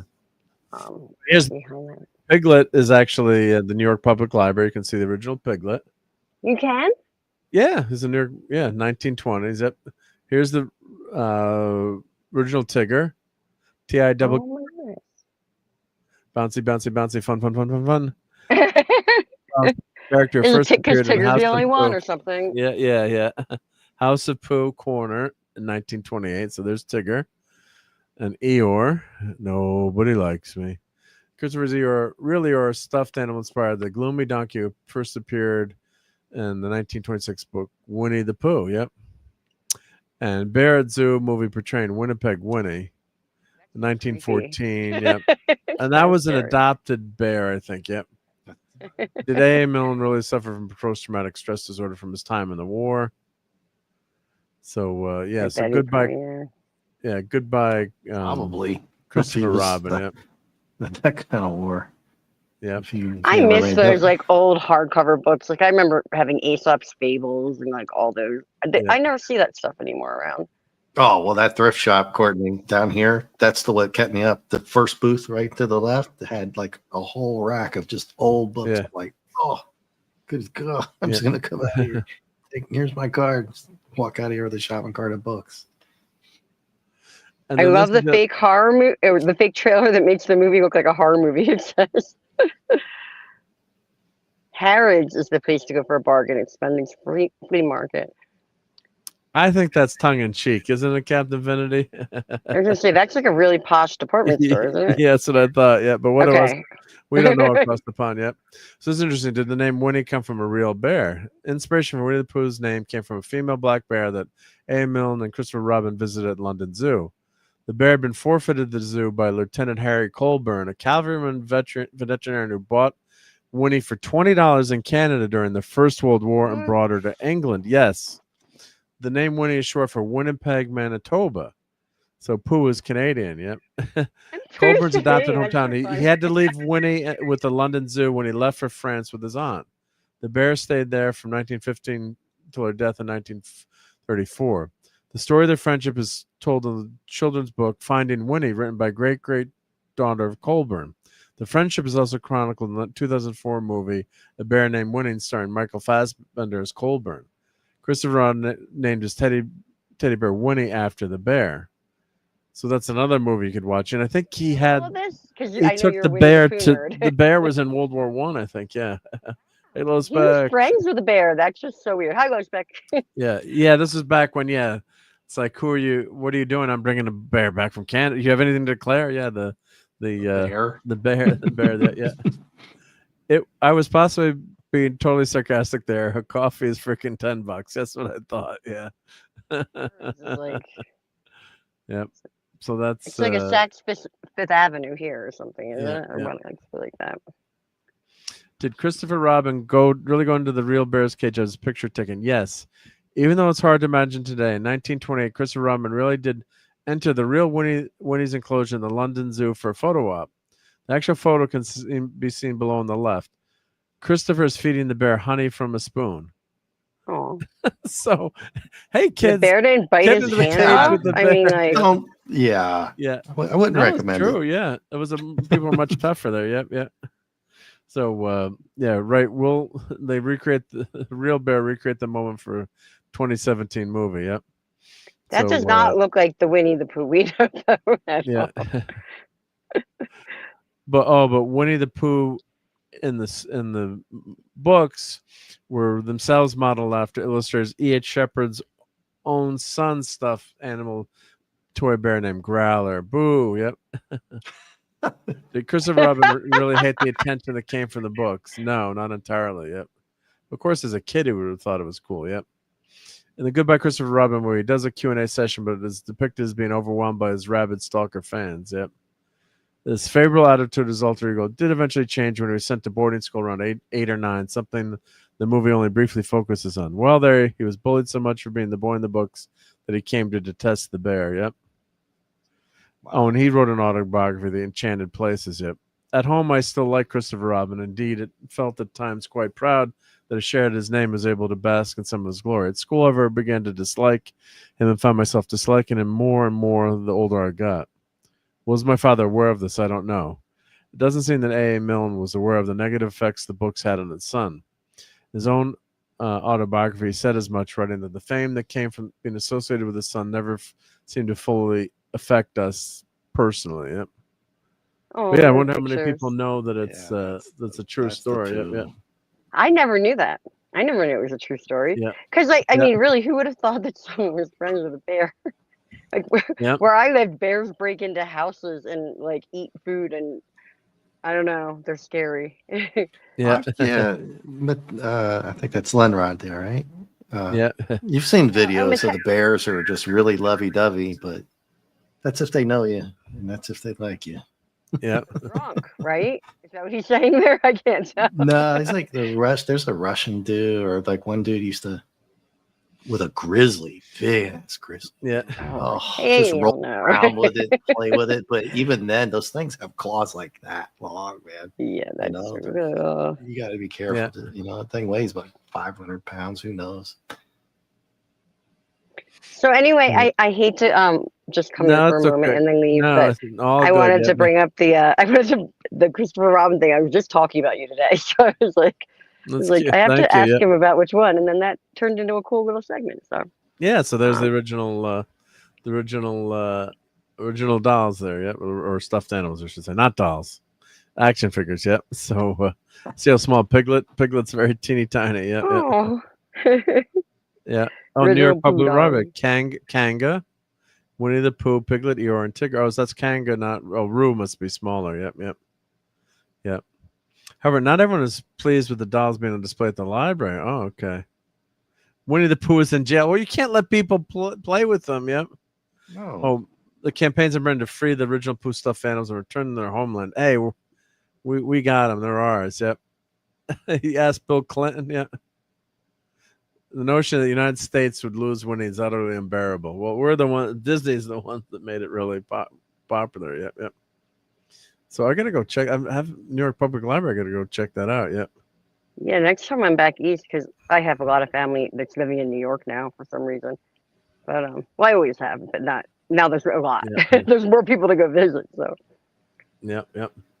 Well, I think we're gonna head on out of here now too. I gotta get to work in the morning, and I had too much fun this weekend, so I gotta get to bed early. So, but I know Courtney, you probably gotta drop out. So if you need to, yeah, I'm gonna drop out. I'm just saying. I want to say hi, Brandon, because he's listening. He was the one that was telling me about the Christopher Robin thing.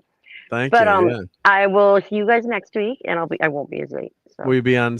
What's Brian doing tomorrow for his? I think he's doing Monday a gaming thing tomorrow. So okay, it's not going to do a music thing. Yeah. Okay, just checking. I think he's doing kind of like every other week because it's a lot of work, and he's got a lot. Well, he does a lot of work on his shows. He's everywhere. He's not a hack like me, where I just come on live. He does all kinds of prep and articles and. I could never do that. I could never.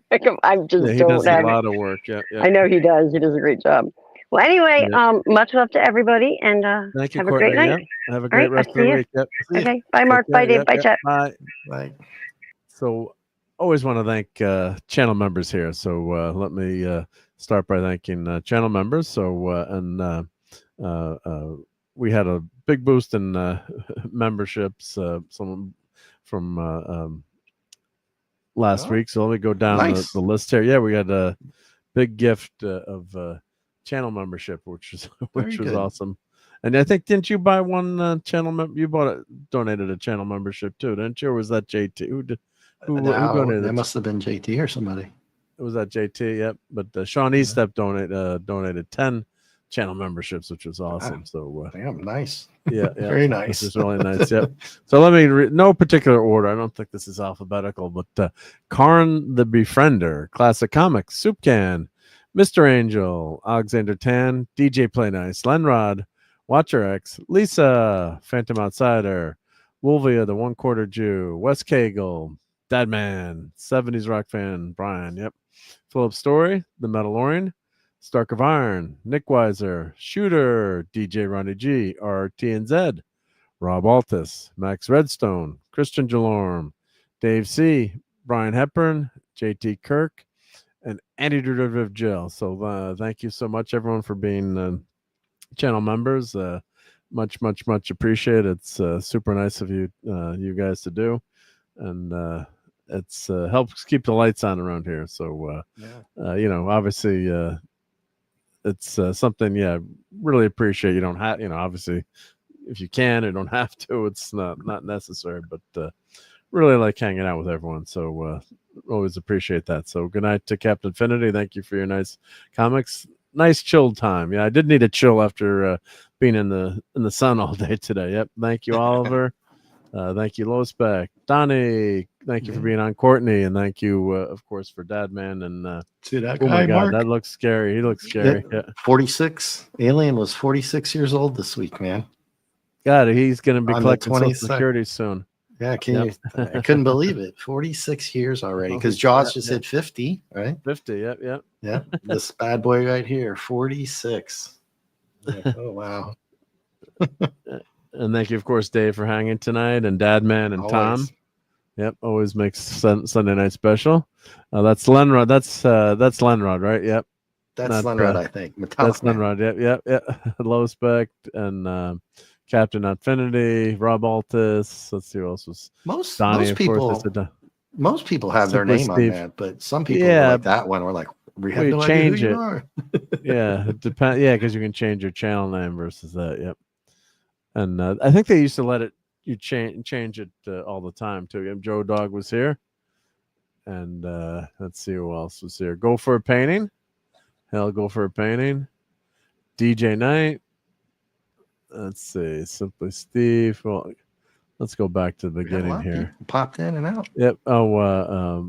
Apollo's Minion was here. Yep. Oliver Belamonte. Claude Parrish was here. Was Claude Salling here too? I think. Maybe. I don't know. Maybe. Yeah. Wes Cagle, of course. Daniel Berry Sports Highlights. The Stream Element spot. So if I missed you, Susan was here. Yep. I think I said Oliver Belmont. And if I'm missing you, it's because my memory sucks. Yep. I've had this YouTube account before. It was bought by Google. LOL. You did Fanti and Don, wow. Right? Santi. Yep. I think I did. Yep. Okay. Yeah. So everyone have a great week. And I guess when does how much more time do we have to wait till Superman July 11th, opens? I think. July 11th, right? I or no, I'm going correct. going on Tuesday. Something July opens 8th.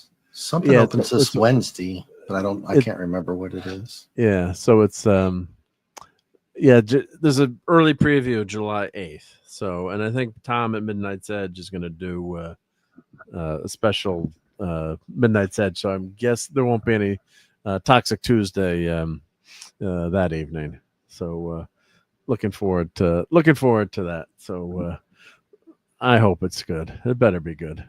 And then we've got the FF is going to be 2 weeks after that. On the 24th, we've got the Fantastic Four movie opening. Jill. So June. Hey, Jill. Yep. We're just sorry, Jill. We're just getting out of here, but I was thanking all the channel members. So thank you so much. Yep. So all right, everyone. We'll have a great week. Thank you, Dave. And do you have anything coming up this week, or just your regular Thursday night show? Well, Wednesday night is we're doing the Joker, the original 1975 comics. JT Kirk. He can't be there, and I might not be there. Might skip it. So I might skip it. Thursday night we're doing Aliens Part 2 because we did Alien last week. Okay. For this Thursday for the anniversary, which I didn't even realize. Yeah. But I have Aliens that worked and uploaded, so I'm going to do Aliens with. Where is he? This guy. Well, just have the alien on screen. Yep. Oh no, gotta have him. Gotta have Hudson. Private Hudson. Yep. Oh, that's a cool figure. Yep, I like that. Yeah. That's not Ernie Hudson. Yep. No, I wish I need to get one of him. He's cool too. But yeah, and then that's it. Then maybe Friday night, Fortnite if I can make it. I missed you guys this week, so Well, actually, I'm going to be in Jersey. So oh, it's the holiday. It's the holiday. Yeah. So I don't know It's if the we're going to holiday. do. Shit. I don't know what we're going to do this week. I did get a new laptop, but every time I try to play Fortnite on it, it crashes. And it's not a gaming laptop. It's a it's a Lenovo, but it's got the Intel 140V integrated graphics, so it's supposed to be able to play it. Yeah, but it might not be able to handle that. I'm not big on the game be able cards. to play but Fortnite. It should be. It's supposed to be able to play Fortnite. Should. So I was kind of PO'd. Well, yeah, it kept crashing. she got my other second line that I like, Mark. Where she's like, "You're crying and whining. Why don't you quit tonight? Why don't you put her in charge?" Yeah, it's so good. Well, come Thursday night, 9 o'clock Eastern. Yeah. So what about Sunday Night Geekery? Are you going to be around for that? I think I'll be back for Sunday night. Yeah, I think I should be back for next Sunday. Maybe. Yeah, no, I think pretty sure. Yeah, I think we're coming back on Saturday. We're only going like Tuesday to Saturday. Yeah, so all right. Yeah, not going too long, but sounds good. Yeah, and happy birthday to America. Yeah, everyone have a great because I might not see if I don't see you guys during the week. Friday's the careful with Independence them fireworks. Day. Yeah, don't blow your fingers careful. off. I hate to see that. Yep. Leave it to the professionals. Yep. So yep. All right, everyone. I'll have a great week, and thank you again for hanging out. Always makes it special to be able to have a fun cap to the week with everyone. So everyone. Don't forget. I didn't even talk about Riri Williams and how awesome Iron Tart was. So we'll save that again. We'll save that for next week. I forgot that. Yep. I was so mad about that. I was going to do a video about it. I was so mad about it. Yeah. You get 1 million views. Yep. All right, everyone. Thank you again, and we'll catch you on the next Sunday Night Geekery. And don't eat too much clam pizza. Fun storming the castle. It's 106 miles to Chicago. We got a full tank of gas, half a pack of cigarettes. It's dark, and we're wearing sunglasses. Hit it.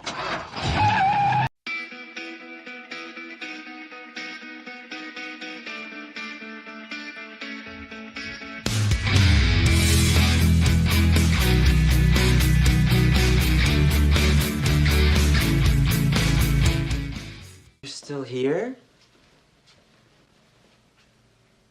It's over. Go home.